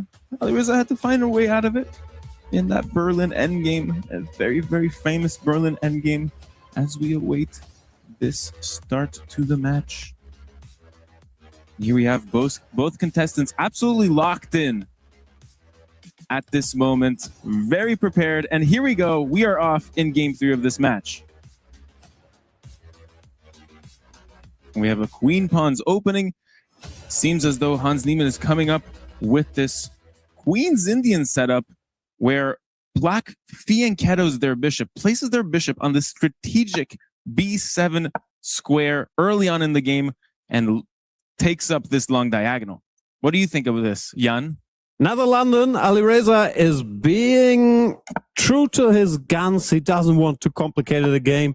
This will be a more quiet affair, maybe indicating that Firouzja doesn't mind a draw too much, keeping it solid with the lead. Yes, and now Hans takes up that center with that pawn move, pawn to d5 and pawn to c5 back to back. Yeah, very typical play. I'm assuming this is still a theoretical position. White will castle, then the decision. Oh no, queen to b1. That's what I said. Typical stuff. He plays a weird looking move. Queen to the side of the board. What's that about? Spicy stuff. Lining up the bishop and the queen along this nice diagonal, putting some pressure on this h7 pawn. That pawn is defended. That's one of these super grandmasterly moves, maybe dual purpose. He wants to prepare b4, wants to prepare knight jumping to e5, and it can't get captured because then that pawn would be loose after the other knight moving away. I don't fully understand this move. Yeah, it seems like the queen is hindering that rook in the corner there by placing itself on b1. What is the strategic idea behind this queen move? I'm still trying to figure it out. I don't know. I understand Hans's queen move, because he wants to go bishop to a6, exchange this quote-unquote good bishop that white has on d3, which is controlling a lot of squares, while his bishop is a little passive sitting there on b7. So he wants to get rid of it. Very logical move.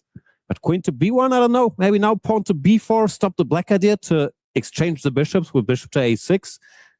Very deep stuff. Yeah, that comes to b4. Move, pawn to b4, stopping his opponent's plan. Yeah, that's often what happens in these super grandmaster games. One side has a strategic, subtle idea, the other side spots it, stops it.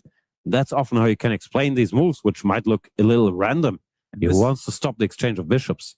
And this is like a Harry Potter novel unfolding before our eyes as we understand this queen move to be one supporting this b4 push. A lot of plot twists in Harry Potter unfolding. Yes, all the time. Which one? Well, the author has a lot of plot holes that continuously unfold as the story Sounds like you're winging it. You haven't read a single Harry Potter novel. Oh, I'm in the middle of Harry Potter 5. I don't know what you're talking about. All Order of the right, Phoenix, all right. fully fledged. All right. Who's your favorite character? Neville Longbottom. Because he's the chosen one, actually. People don't talk about that. Phil the actor. Harry Mueling. He's finally getting his due. There you go. Moving on. Pawn to b4. Alireza Firouzja. I don't think he's read any Harry Potter. Rook to d8. Somewhat strange move by Hans. Not sure what that's about. Centralizing the rook, but feels a little off topic, does it not? Do you feel that Alireza has won the psychological battle early on in this game with this stumping queen b1 and b4 idea? I don't know. I feel it's more about the overall score. Hans is trying to keep it a little weird, trying to take some chances, but now Alireza seems very comfortable because the black idea has been stopped as bishop a6. Black pieces are sort of standing in each other's ways, while white can just expand on the queen side. Pawn to a4, the rook will go to c1. Then you can tease opening the position on either side, and Hans goes pawn to a5. But white can just advance pawn to b5, leaving that bishop locked up forever. Oh, a life sentence for that bishop on b7 is awaiting after that pawn move. And how about that weakness, that b6 pawn weakness that is left after pawn to b5? It's hard to attack. I think it's more about the space and taking the c6 square, the a6 square from that bishop. I don't know. That prison is more secure than Azkaban.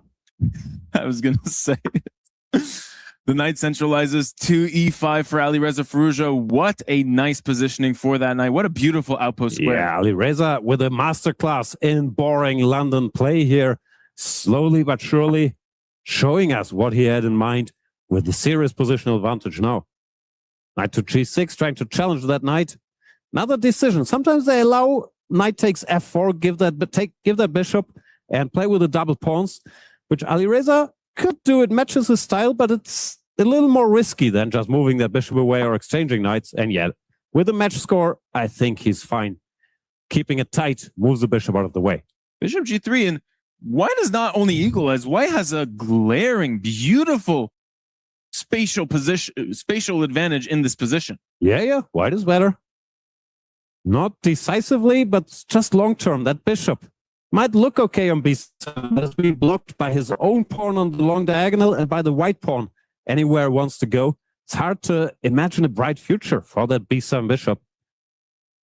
We are witnessing a strategic masterclass so far from Alireza. Sorry if that sounds biased to your ears, Jan, but no, that is really true. That is true.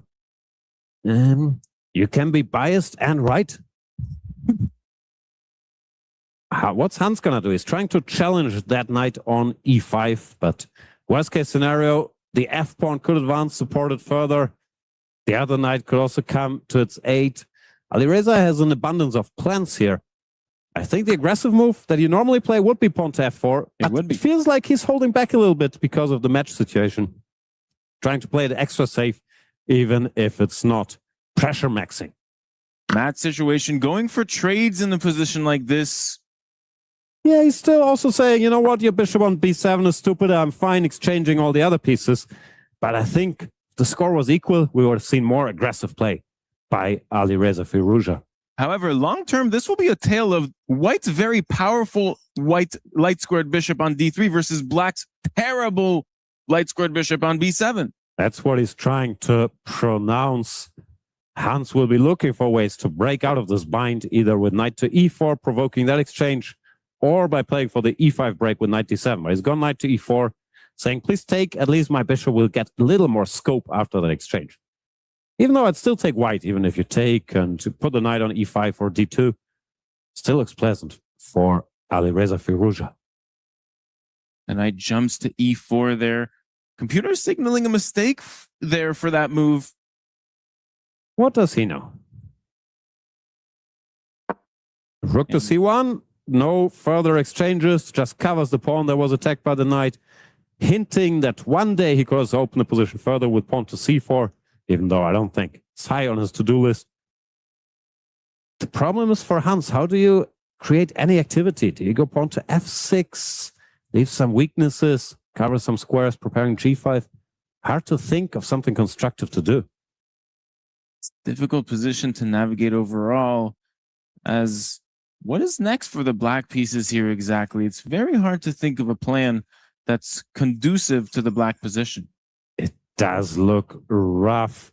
Often when you don't have a clear plan, you also end up burning more time because you consider some options, don't like it, don't like it, don't like it. But there's nothing good. It's one unfair thing about chess. Once you're worse, you can't like improve your situation by yourself. Your opponent has to help. How would Ali Reza help his opponent to untangle here? Doesn't seem like it's so easy, even maybe by playing c4 and open and letting Hans's bishop open up on that long diagonal? He's not a very helpful guy. I once asked him to help me with my luggage. I had these 2 big suitcases. He said, no, I'm good, I'm good. That's funny because at the airport, I asked him with some drawing things to help me draw, like color this coloring book I had, and he refused immediately. Very dry. He didn't color your coloring book? He did not color my so coloring rude. book at all. That is so rude, especially at the airport. Painful and upsetting, honestly. I'm sorry that happened to you. Why was he at the airport? He lives here. Not for this event. This is your story's falling apart. Pawn to c4 by Hans Niemann, trying to force the issue, asking that bishop, what's it going to be? You're going to take my horsey? You can't retreat because then I will take your pawn. But taking the horsey might be good. Ooh. Let's say you take. The pawn has to take back. Then we jump to g5. We target that central pawn on e4. Black has to go f5, but that means the knight stays forever. Once again, Ali Reza is shying away from changing the situation.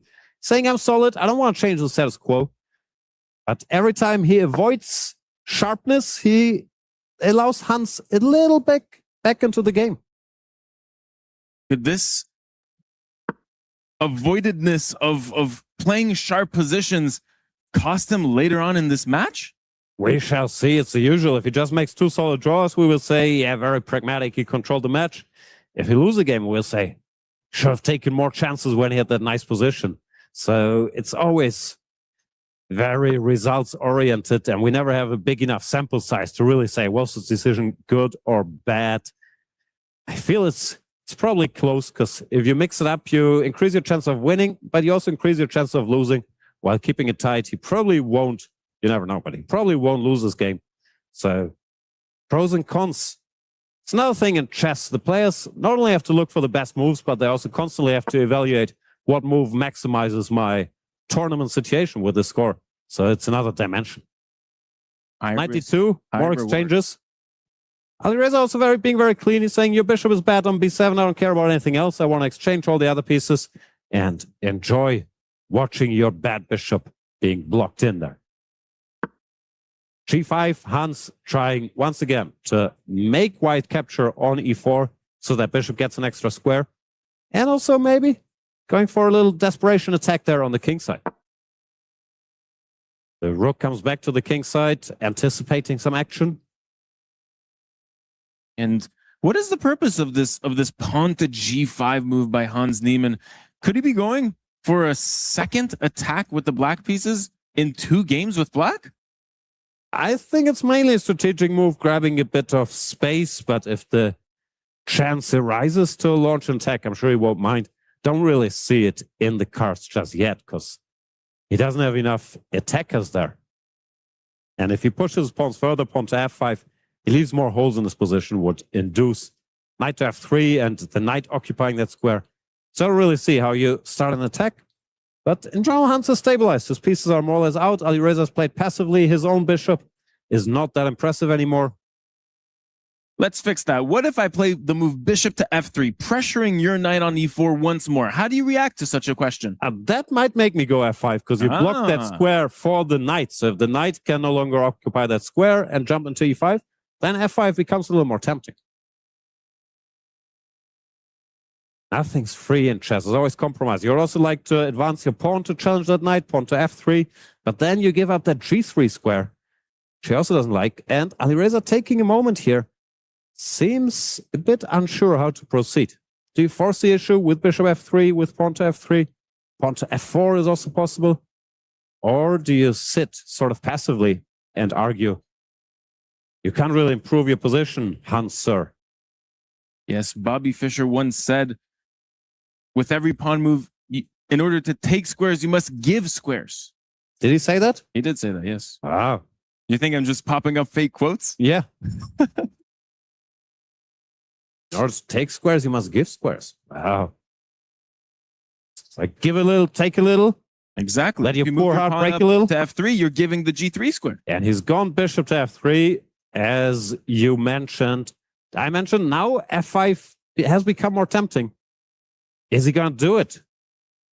So f5, which would give that hole on that e5 square, but you can't take it up with Now that. you with can't your get knight. there.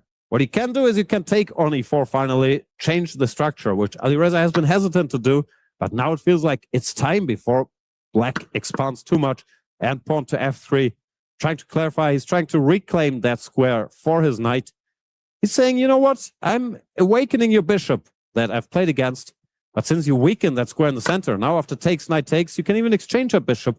After rook takes, I will have the e4 break. I'm still in the driver's seat. I like the adjustment here from Alireza, realizing I can't just wait around, do nothing for the rest of the game. Hans Niemann sees this and brings his bishop forward, closing up on that e4 strike to break the structure. Yeah, the queen sidesteps, and now it's a big question. The knight is ready to jump into that central square. We call it an outpost, a knight in the enemy's camp on a square defended by a pawn that the opponent can't challenge. It's a powerful piece. Although Indeed, here, so black bishop is also a powerful piece all of a sudden. It has risen. yes, this bishop has escaped Azkaban's, but trades off on this knight. Hans decides he can't allow that horsey to dominate, gets rid of it. But now white is just better without any risk, which is what Alireza wanted, because white has the key to break the position with pawn to e4, while black can't really do that much. He's trying to prepare pawn to e5, but I am not sure that is a realistic scenario. Queen to g3, rook to e1, and then we play e4 as we see fit. And speaking of keys, one of these players will have their keys crushed at the end of this match. How exciting. Yeah. Good news is they could face Denis Lazovic down the stretch. And if you lose to Denis, he normally hands the tournament victory to you. He will put your key into the trophy. Absolutely. As we see this pawn break finally, pawn to e4, and I like this white position. Yeah, Alireza is doing well. This could be the last game of the match because Alireza wins this, which doesn't seem unlikely from here. The match is over. Was Alireza playing for a win this whole time despite us calling his play rather tame? Yeah, I think he was controlling the issue. He wasn't necessarily playing for a draw. He was making sure he doesn't lose, not taking risks, but he would not mind winning, is my best guess. So he took the pawn in the middle, is a pawn up now, but the battle has not yet ended. Hans going rook to e6, trying to regain that pawn. And if the white pawn takes on f5, the rook will take on e5, attacking the queen, attacking another pawn. The work is not yet done for Alireza Firouzja, but he's better. Takes, goes queen to g4, keeps an eye on the black pawn on c4 and on g5. Material balance is restored, but white has a slightly safer king, will bring his rook up the board now. Still better for white. Incredible play here as we see those weaknesses. On to g6, computer not happy, exposing the king further by opening up that 7th rank, which was covered by the pawn earlier. Alireza centralizing. There was something stronger apparently, but this looks very, very natural. Now he's ready to give a check with the queen or with the rook. Hans trying to run with his king, trying to escape to h6. But is that a safe haven? Not at all. Oh, Alireza has this really interesting idea. Queen to the square, d4. Oh, but you don't think of that. You're not thinking about an endgame here. You're thinking about hunting the black king down. Trying Queen to to go for an d4 is very deep, arguing that even the rook endgame is good for white. I don't think he's going to do that. I'm expecting a move like, I don't even know. The problem is you can't move your rook away because black has some counterplay, giving a check himself, and he's going for the rook endgame, just a different version. Queen to c6. Less Is that winning? Like if you take and rook c5? This looks... What is he seeing? Rook d7 check and c7? Yeah, but then what? I don't know. It's hard to progress Takes, for the white the pieces rook from goes there. to c5, keeps an eye on the c-pawn. You give it check, c7, the king moves up the board, c7, g4. This looks drawish to me. And Hans is But going it is for it. indeed winning. Oh, the bar disagrees. The bar says this is winning. That forever pawn on c7 Check. cannot be snatched. King has to go up the board. Oh, you can't this go to the king- back rank. If you go to h6, your king might be C7, trapped. G4, so he has yeah, to give I some thought G4 air. freeing it, takes, but no, you can't go king G5 because of rook check. The rook has Oh to my take and we get goodness. a queen. So the king remains boxed in, and I think that's what Hans missed. And that means he's in trouble. This was all part of the plan for Alireza Firouzja as he went into this rook endgame. What foresight! He's pretty good at chess. I'm starting to get that feeling. Pawn to G5, trying to free a different path, but now white has time to bring his own king and feast on that queen side. Rook to B5, double attack. Alireza's winning. He's gonna win this match right here, right now. Incredible stuff. As we see, Hans is not so happy about the match situation. We're seeing a little bit of a frown there. But But it's equal counterplay, again. counter-attacking as a C3 pawn. You It can't seems- give that pawn because if you're left with just your two G pawns, the position is still a draw. But now Hans is back. Rook to A2. Can Yes. centralize the king. I'm not sure this is winning anymore, but let's look at the clock as well. Both sides down to 30 seconds. My usual theory is that Alireza, Alireza is super he's upset and he's discontent. spending 10 seconds. Alireza, you have 20 seconds. He hit his head. He might Be even mad at lose yourself this. later. Yeah, he could get flagged if he doesn't get his composure. He moves his king back and forth. He's trying to make a draw now. As Hans Niemann trying to win. Oh, What no, is this going is a on? nightmare scenario for Alireza, who has his back against the wall right now. Nah, I think it's a draw. They will move back and forth. They have enough time and they know how fast each other are. But Hans is wondering, rook f4 allowing this and check. I don't understand anything. What is going on in this crazy game? Chess-wise, it's still a draw, but Alireza down to And we 11 might- seconds. Oh, we we have will see a rook flagging fest in versus this rook. position. No one is a friend. Everyone is a foe. This is Alireza Firouzja, though, one of the fastest mouse We artists in the see a game. draw with And 6 seconds he left does for E. survive. What a roller coaster. Alireza winning, then he missed something in that rook end game, shakes his head for 10 seconds, goes down to 20 seconds, but escapes with the draw. Incredible stuff. That was pretty crazy. That was rough. 2-1 for Alireza Firouzja means the match continues. Hans Niemann in a must-win situation now with the white pieces. If he draws or loses, he's out. If he wins, we get Armageddon. Crazy stuff. But this has to sting a little bit, no? Alireza knows he was winning there. Probably he's even checking it now. And he could have ended the match right there. Made it to the semifinals. Joined the other Falcon. Well, now it's overtime. And Hans, he's resilient. How about the quality of that play from Alireza in that last game? Wow. Just all the way through, you felt like he was progressing with the white pieces up until he found this dilution into a rook endgame that was winning, and he couldn't find the right moves. Yeah, he has that tendency a bit. Like he also did against Wei Yi. He's dominating, but then once he's winning, sometimes I don't know, he loses focus a little bit, can get low on the clock and let people escape. But here we are, game number 4. Hans Niemann with the white pieces has to win or he is out of this year's EWC. And we have an Italian on the board. Who's Italian? There's an Italian dancing on the board. Ah, That's what I I'm see saying. that. Yeah. And that guy there, yeah. So we have a slow Italian, which is very, very popular nowadays at the top level. This is Hans Niemann's bread and butter opening. He used it over and over again. But guess who else likes to play this with the white pieces? Alireza. Oh, And he's choosing the Magnus Carlsen plan, the most solid plan there is. You exchange these bishops, you do it with the rook, and then you bring your pieces up the board. This is a well-known theoretical position. Knight to b3, bit of a sideline, but still in the books. Black has to decide, do you go pawn to b5, stop white from expanding there? Do you go pawn to d5, strike in the center? Do you do none of the above? You could bring your rook back, because the rook is a little funny on e6. You could bring the knight over from e7 to g6, typical plan. Think I would do that, especially now after knight to b3. But let's see how Alireza feels about this. Knight to b3 is Hans' intended surprise, because until here, this was all mainstream theory. ooh. And you mentioned the other day that you have a very, very big opening tabia on such positions. Does your opening database covers this? I even did a course on this very line with the black pieces. I would have to look up if knight b3 is in there. I know the main moves are in there, rook b1, bishop b2. Knight b3 is the intended surprise from Hans. My guess is he studied my course deeply and looked for anything that wasn't covered. There you have it first, folks. Yeah. Hans is a Jan fan. I don't know, I'm making this up. But Alireza chose the plan I mentioned, knight to e7 and knight to g6. Bring that knight over to the king side. Hans clearly not surprised by this turn of events. And he's built the quintuple pawn chain. E4, D4, C4, B4, A4. 5 pawns attack. This is a beautiful army forming in the center of the board and to the left flank. So many pawns. Alireza looks so irritated. Can you capture one of these pawns, but then the knight jumps into action?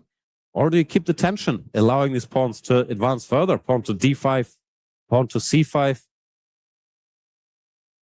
Not an easy spot. Nice homework by Hans Niemann in his bread and butter Italian.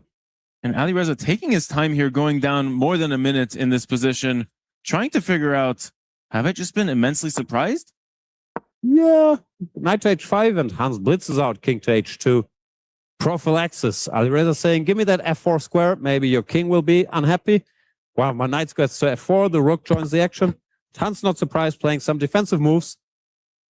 Rook was threatening to take that knight in exchange sacrifice. So Hans brings the queen over to keep an eye on the horsey.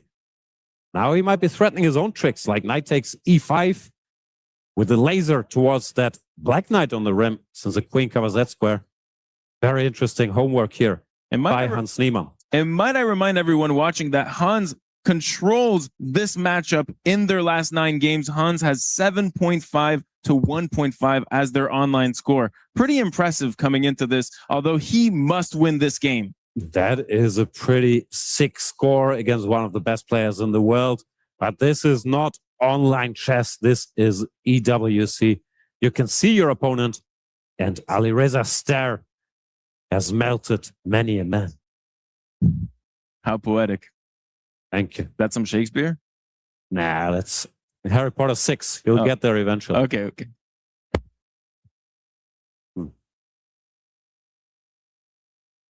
Hans always looks a bit annoyed. I'm never sure if it's a position or just in general. Maybe it's state the of mind. demeanor. What can you tell us about these 5 pawns? It looks super dangerous, but I can't quite figure out for the life of me what are the positional details, the intricacies of having these 5 pawns here. What is the tension that is going on the board? But basically, white has more space, and black is trying to compensate for it with the kingside attack, amassing all these forces there. But if the attack doesn't materialize, then white will be better because he has more options with all his pawns. He can take on e5, he can go d5, he can go c5, blocking the bishop on a7, he can open the position with b5. So it gives him a lot of flexibility. And Alireza is desperately looking for a way to make it a mess on the king side before any of those materialize. Hans Niemann trying to repair the blunder in game 1, the sudden blunder out of nowhere that cost him a full point and makes him have to win this game. Move, Alireza. This is a 10-0 game. He's thinking for 4 minutes. He's making a hand gesture like, I can't think of a move. It's not that bad. Make any move. Rook to e8, I don't know. Rook to e6, Rook to e6 was back. his response. Very often, if you think forever, you make a bad move, and this is no exception. He just put his rook to f6, and now he goes back, indicating something's going wrong. Also cost him like 3 minutes. Alireza in trouble. Is this the big Hans comeback? He goes pawn to c5, blocks that bishop. Excellent move. Without that bishop on a7, it's going to be hard for white, for black to generate enough initiative here. Alireza Firouzja in trouble. Hans Niemann, 4 extra minutes, better position. Alireza's retreating all his pieces, saying, let's abandon this mission. It's like in the Odyssey. They reach some island. They start attacking, looking for food. Then they change their minds and they run back to their ships. There's always a price to pay for these expeditions. You just spoiled to me the Odyssey? It's 3,000 years old. Well, how much can you spoil? The The knight drops back. This is a signal. This is a signal to Hans that Something's gone look, wrong. I'm losing confidence in my position right now. Yeah. You could see it on his face too, shaking his head. But at least he made up his mind. Okay, it's all out defense. And now Hans Niemann has to find a way to keep the fire burning. Hans Go on a pawn to must win. d5. But I must say that his chances are really good in this middle game. Yeah, He has couldn't have a gone any lot better. of time on the clock and a better position. There comes the pawn. The rook will drop back all the way to e8. Hans now with a space advantage. This is so-called King's Indian structure. Which Alireza Firouzja is known to master with the black pieces. So Yeah, this but it's a might bad actually... structure for black. Yes, it's a bad version. Yes. White has all this extra space, and black doesn't have any of the kingside counterplay that you typically want out of the structure. Also, the bishop on a7 is not a very happy camper. Hans with a lot of chances here. The problem is at some point you have to do something. You're not just going to win the game by sitting there. And once you open the position, Alireza's calculating prowess comes into play. Still, couldn't have started any better for Hans Niemann. Knight a5, targeting the pawn on b7, which is awkward to defend. If you put the rook, you could still take it. And if the rook takes, you have this pawn, double attack pawn to c6. You don't want to advance the pawn either. You might have to use the queen for that meager purpose of covering one pawn. Just feels like Hans Niemann is outplaying Alireza Firouzja. He is. I just spotted. If you go queen to c8, as I thought, then pawn to c6 is winning. Because if you go b6, knight to b7 wins the exchange, and if you take knight takes c6, it's a double attack. So this is just winning. And if you go b6, knight b7, and the rook is trapped on d8. Yeah, this is really, really bad news. You have to go into scramble mode here, play pawn to c6 or d takes c5. Alireza sees it's gone wrong. He's shaking his head. He's down to 3 minutes and a half. To Hans's near 8 minutes on the clock. Yeah, he will be kicking himself now for not going harder for the win in that previous game when really was there for him for the taking. Pawn to c6, okay, trying to mix it. Still looks pretty sad. White can take that pawn. The other pawn is to recapture and then rook to d2 or just a clean c takes d6. White is clearly better, but what can you do? Queen Hans takes Niemann d6. finds it so cleanly. Queen takes d6, the best move maintaining the advantage. He loves his end games, and this is a particularly pleasant one. Can target that weakness on c6. This is very sad for Alireza Firouzja. He's lost like all. You can feel it on Look at his facial- face. Yes. No bravery in his eyes anymore. Only He sadness. looks so unconfident, so sad. I've never seen anybody that sad since Neville Longbottom wasn't invited to the party in the Gryffindor sleeping quarters. You just made that up. You haven't read Harry Potter. I don't even know who Harry Potter is. Rook to c2. I don't see what to do. Rook c8, rook e6. Oh, he gives the pawn. Even sadder. He's looking for some tricks. Knight takes c6, bishop takes f2. Ooh, some But overloading White can't even business. prepare it. He can go king to g1, just cover that pawn, and then say, you know what? c6 not going to run away. But he does But he take it. takes it. Why? And gambles his advantage That's away. a mistake. Another tactical mistake by Hans. Why does he keep doing these things? He gives his bishop takes He f2 missed bishop tactic takes that f2, he and might now have all of a missed sudden, this is a lot messier. White should still be a little better, but without that f2 pawn, the e4 pawn is constantly weak. Black has counterplay with knight f4. No, Alireza is back. But he has 2 minutes versus 7. Bishop folds back to d4 here. Yeah, he's still in trouble, but less trouble than he used to be. Pawn to b5 to take, bring the bishop back. Alireza has to defend this. A draw is enough for him to move on to the semifinals. Will he be able to I don't see maintain it. this? Just 2 minutes, still in trouble. But look how this bishop fervently blocks this pawn on b5. Against the endgame wizard, Hans Niemann, is like the fewer pieces there are, the stronger Hans becomes. He's trying to get rid of even more pieces. Freeing the way for his b-pawn. Now this nice question posed by this bishop jumping to e3, attacking this bishop to on b6. Take trade. I didn't like the trade either. I thought he had to bring the knight to at least keep an eye on that b6 square. Mildly surprising indeed. Also, the clock keeps ticking. Alireza's playing very slowly. He has this tendency. He only wakes up when it's down to 20 seconds. But if he's lost by then and Hans has 6 minutes, it's not going to help him.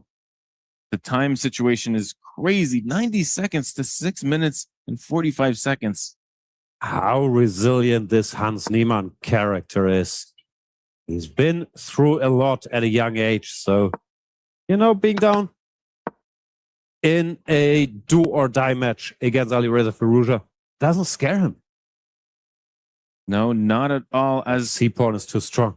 Hans Niemann and his white pieces have grown this advantage with this very powerful passed c-pawn moving up to c7, creating more threats.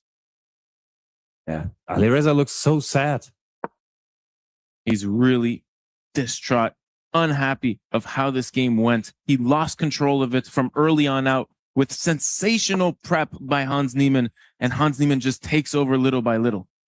That c7 pawn, so far advanced, you still have to find a way to queen it. And apparently, Hans has not found the most precise way. Alireza sets up a somewhat desperate defensive line. But if the king can come to e8 now, keep everything covered, maybe there is still some hope. 1 minute, though, for Firouzja. That's not much time. I thought this rook to b8 would work. Oh, knight takes e5 tactics. Oh! Does that work? Rook takes e5, rook takes e7. If knight takes e5, rook d8 check is his point. Alireza goes knight f8, very calm. And that's a very smart move. He's saying, I either want to take your pawn on c7 or your horsey, now that I covered the back rank. And maybe that holds the game. Tremendous resource found by Alireza. Only move in that position, and now this c7 pawn is actually a weakness that can be attacked 3 times by all 3 of Alireza's pieces. Yeah. Even right here, right now, it's attacked twice already, and the knight is attacked. Hans has to go for plan B, flagging. Alireza only has a minute, but he's one of the best, if not the best, bullet 1-minute players in the world. He can make a lot of moves with 1 minute on the clock. Will he be able to keep afloat despite this basically being a bullet game for him from here on out? Rook to d8, but rook takes c7 should work. Yeah, rook takes c7 played. The white knight on e5 is still attacked, so you have to exchange rooks here. Now it's just knight and 3 pawns versus knight and 3 pawns. Hans, of course, has to win, but Alireza will go pawn to h5, pawn. No, he goes pawn to g6. Interesting. You can't win this position by pure chess means, so he has to flag. But is he going to be able to start flailing about in this position? I think Alireza is going to manage here. 47 seconds might not sound like a lot, but he is one of the top 1-minute players in the world, and this position is fairly easy to handle. I think he might still pull this out.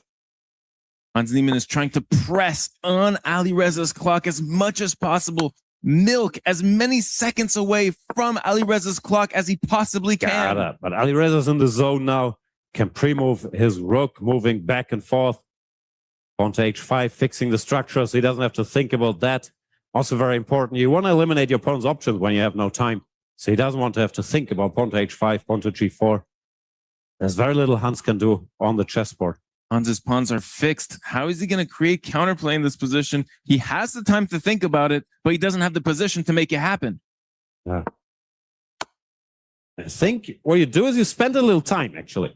Because Alireza is so tense now. He's so focused. He's ready to move. But if you think for a minute here and there, he doesn't know when the move is coming. And you can get a little fatigued of this constant tension. Well, now when they're playing instantly, beautiful move. It's easy for Alireza to stay locked in and lock the white king in as well. Now he can just go rook e2, rook f2. Very hard for white to do anything really. And that king seems trapped on h3. There's no progression for that king right now. It's very little to do. The only question is, will Alireza Firouzja manage not to lose on time? He has 33 seconds. The time is ticking, winding down on his clock. How happy are you on a scale of 1 to 10 that Not sure, it might be an exaggeration, but your soulmate, could we say you guys are soulmates winning this match? Despite your furious allegations, I am not biased in this match. I'm completely neutral, actually. I'm not saying you're biased. I'm saying you have a connection. There's no connection whatsoever. This is Right. made up out of thin air. Okay, we've hit the rook endgame. The evaluation hasn't changed. Black is still perfectly fine. Oh, he's but threatening the clock checkmate. has changed. He's threatening checkmate, rook h1, forcing Hans to either go back, when after which you can attack the pawns again. And now he's losing. Doesn't matter. It's still about the clock, but Alireza can now just pre-move rook f5, rook h5. The only shot Hans has is to get in e6, but Firouzja stopping that. Now he can check forever. Where will Hans hide his king?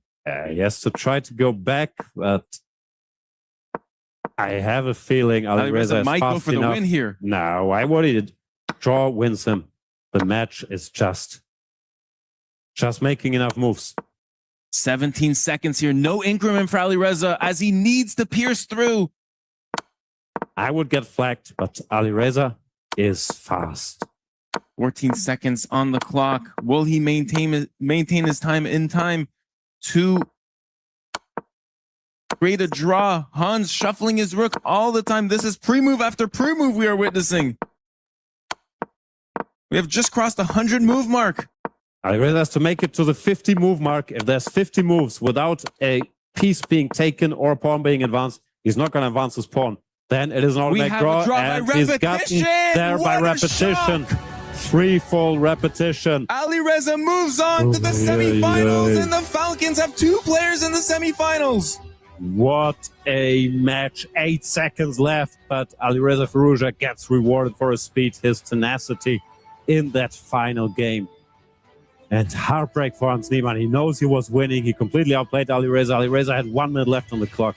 But in the end, Hans Niemann is out, and Alireza joins his teammate Hikaru Nakamura in the semifinals. Incredible scenes, ladies and gentlemen, as Alireza Firouzja for Team Falcons hangs in there on his final seconds. The crowd is going wild, both for Alireza and for Hans. Both teams are represented here in the crowd. It's a heartbreak for Hans Niemann, who almost did it. He was in a must-win situation in that final game, and it felt like he has the game, he had the position, he had the time advantage, but Alireza hangs in there with just 8 seconds left on the clock. Zach, since you are our representative here in the studio, our Alireza doppelganger, what are your thoughts and feelings right now? Thoughts, feelings, emotions. Alireza just capitalized at the very beginning of that match. And from there on out, he just drew, and won. So now you're admitting you're having thoughts, feelings, emotions, because your best friend in the whole world, Alireza Firouzja, made the semifinals. I am not saying that whatsoever. This is I just don't know where these shocking levels allegations are coming of from. bias. But now Alireza, he's strange. It feels like he wants to show, I'm dominant. He outplays his opponent in the match. He could have wrapped it up in game 3. But then sometimes he gets a little, I don't know, little unfocused, goes down to 20 seconds, allows game 4. There he messes up the opening, has a lost position. Then he only wakes up when he has 1 minute left on the clock and still pulls it out. Very special talent. I'm impressed. Very impressive. And as for Hans Niemann, he is now eliminated, but he does win a very nice prize of $75,000 and 200 points for Godlike Esports, his team here at the Club Championship at the Esports World Cup. For the Falcons, this is great news that Alireza is through, Hikaru is through. 2 Falcons in the semifinals trying to grab the 1,000 points that's on the line here in chess. This is the penultimate week here in Paris at the Esports World Cup, and we need to head over to the stage and head over to Kostya to talk to the hero of this moment, Alireza Firouzja. Thanks, Anna. Here with the winner and our next semifinalist, Alireza Firouzja. What a crazy match against Hans Niemann. You had to hold that final game. Your thoughts? You were very much down on the clock in that last one. No, I mean, it was a tough game. He put so much pressure in the last game, and I think at some point he had some knight c6 and he could still push, but yeah, I mean, it was a good defense at the end. You chose the London system in both of your white games. Can you take us through your pre-match strategy going into it? Yeah, I mean, I thought Hans is very good in opening, so I was just trying to get some game and hope for best. It seems like you're often down on the clock in these games despite having no increment, but then at some point you just turn it on. You're just so incredibly fast. Do you rely on your mouse skills in these situations? Yeah, I mean, I could take more time than the other players. I think at the end I can make many fast moves here. Now, for your next match, you're likely going to face Magnus Carlsen. His match is still ongoing, but I believe he's leading. Your thoughts on this potential matchup? Yeah, I mean, it will be a tough match, of course, but I'll try my best. Thank you so much and best of luck. Guys, back to you at the desk.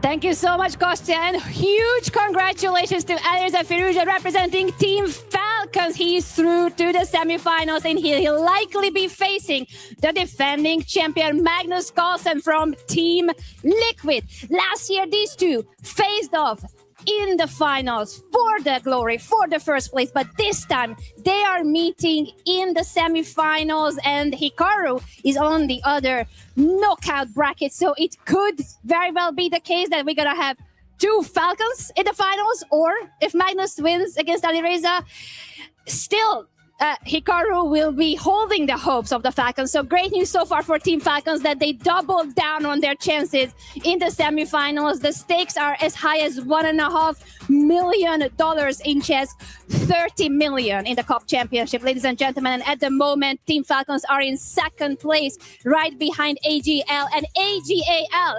Denis Lazovic, 19-year-old Denis Lazovic, is through to the semifinals. He will be facing Hikaru Nakamura, so that's going to be absolutely crucial for the club championship point as well. AGAL versus Team Falcons in the semifinals. Denis against Hikaru, and likely Alireza against Magnus. But when it comes to the story of the day, our Crunchyroll story of the day, foreshadowing.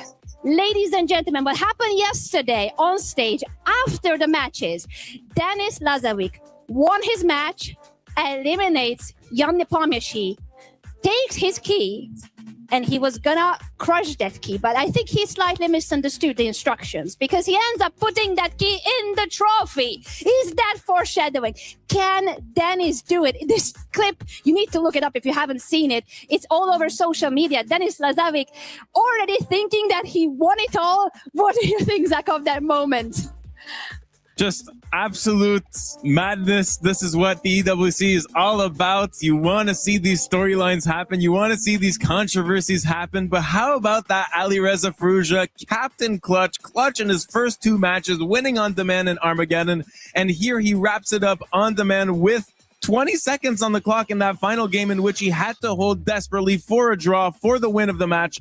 And he does so, bringing the two Falcons into the semifinals. How is that foreshadowing, Zach? Stay on topic. Is it because he looks like your shadow, or what is he foreshadowing? I also don't get it, but Zach is on a different storyline of foreshadowing. That's a great storyline, though. Team Falcons are very happy. But Jan, I think you do have thoughts on Denis and how he's foreshadowing that he might win the tournament. No, not at all, because he put Jan Nepomniachtchi's key into the winner's trophy. He didn't foreshadow his own victory. He foreshadowed Jan Nepomniachtchi's victory, and he's out. So zero foreshadowing, but Denis Lazovic is an absolute world-class player. People might not realize that because his success has been mainly online, but it's been consistent in all these Champions Chess Tour, these online events. He's one of the best, and he's the only new participant we have in the semifinals. Last year we had Magnus, Alireza, Hikaru, and now we have these 19-year-old kid who doesn't know where to place the key, but he does know where to place his pieces. I'm very impressed. He does know where to place his pieces, and that does place him in the semifinals of the Esports World Cup here in Paris. Ladies and gentlemen, let's take a look at what we have been following so far. The quarterfinals. On the other stage, Magnus Carlsen is leading at the moment 2-0. The match is still ongoing against Nihal Sarin, and Alireza Firouzja has just won on our stage. Big win for Team Falcons against Godlike Esports, Hans Niemann. Denis Lazovic was the hero earlier on this very stage, eliminating Team Navi's Nodirbek Abdusatoro, while Hikaru Nakamura, also for Team Falcons, has managed to win his match against Genji's Arjun Erigaisi. We're gonna see later today these upcoming semifinals. Rainbow Six is going nuts on the stage next to us, so I can barely hear myself. But Denis Lazovic, 19-year-old boy for AGAL, will be facing Team Falcons Hikaru Nakamura. A bit of a rematch from earlier this year, the Speeches finals, where Denis Lazovic beat Hikaru actually in a 26-game match. And that very match is how he qualified Denis to our event here in Paris. So definitely we're going to want to see that rematch. And I'm sure that Hikaru will be very motivated. And on the other line, Zach, we will see our hero from our stage just now, Alireza Firouzja, the runner-up of last year, going up against, most likely, the defending champion, Magnus Carlsen. Your thoughts on that upcoming potential semifinal? It's going to be absolute fireworks. I personally cannot wait. That's like your El Clasico. That's such a nice match to have. You have Young versus the GOAT, versus the greatest ever. What's not to love? We were foreshadowing Magnus not through yet, right? Apologies to Nihal Sarin. Like Nihal. 2-0. This tremendous, is a 95% tremendous player chance. himself. I agree, but still, let's not write off Nihal just yet. Still, I do agree. It's, of course, very likely. And now we have the heavyweight encounters. Can the Falcons do it this year? Remains to be seen. That 1,000 points up for grabs. Will the Falcons manage to clinch this year and revoke that Team Liquid 1,000 that happened last year? It's an exciting time right now. It is exciting times. Some drums, some excitement on the other stages, but chess is really heating up. And what has been happening today was a very much a fairy tale story for two of our heroes on this stage behind us, Alireza Firouzja and Denis Lazovic. But two players did get eliminated today. This is 19-year-old Denis Lazovic, crushing the key of his opponent. Next try. Great job, Denis. Great job so far. Push it. He did it. He did it. I'm not so yet, proud not of my yet. boy. Let's not celebrate yet. Oh, this is redemption, crushing the key. And look how happy Denis Lazovic looks. I would give him full marks, 100 out of 100. He did it. He did not place the key this time in the trophy. He has crushed the key of his opponent, For Nodirbek. Nodirbek Abdusatorov. Nodirbek is out, scoring 200 points for Team Navi and getting himself a really nice paycheck of $75,000. And Hans Niemann also is eliminated, earns himself the same $75,000 and 200 points for his esports team, Godlike Esports. But for the semifinals, the show continues, the games continue, the action goes on Stream A. So we're going to wrap it up here and thank everybody, Jan, Zach, Kostya, all the production team, the incredible staff here at the EWC in Paris, and all our incredible audience live and on Twitch and YouTube. Thank you so much for hanging out with us for these 4 days here at the EWC. We have been Stream B. There's 2 stages. That's how big chess is at the Esports World Cup. We'll definitely be back next year as well. But until then, you want to go over to Stream A. Magnus Carlsen is still playing. The semifinals are still coming. And tomorrow, it's all the marbles on the line. Who will be the champion this year at the Esports World Cup in chess? $1.5 million is at stake. See you at Stream A.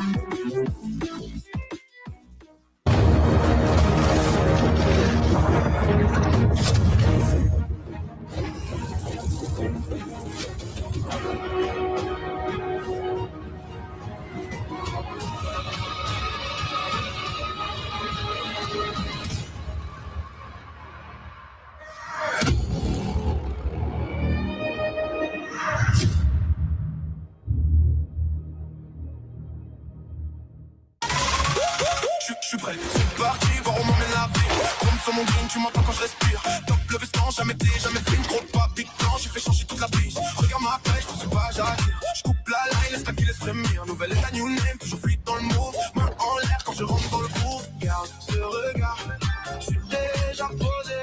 Deux pas, je tourne. Glace dans mes yeux figés. Beat encore, puis je prends tout ce qui est à moi. Trop vif, trop fort.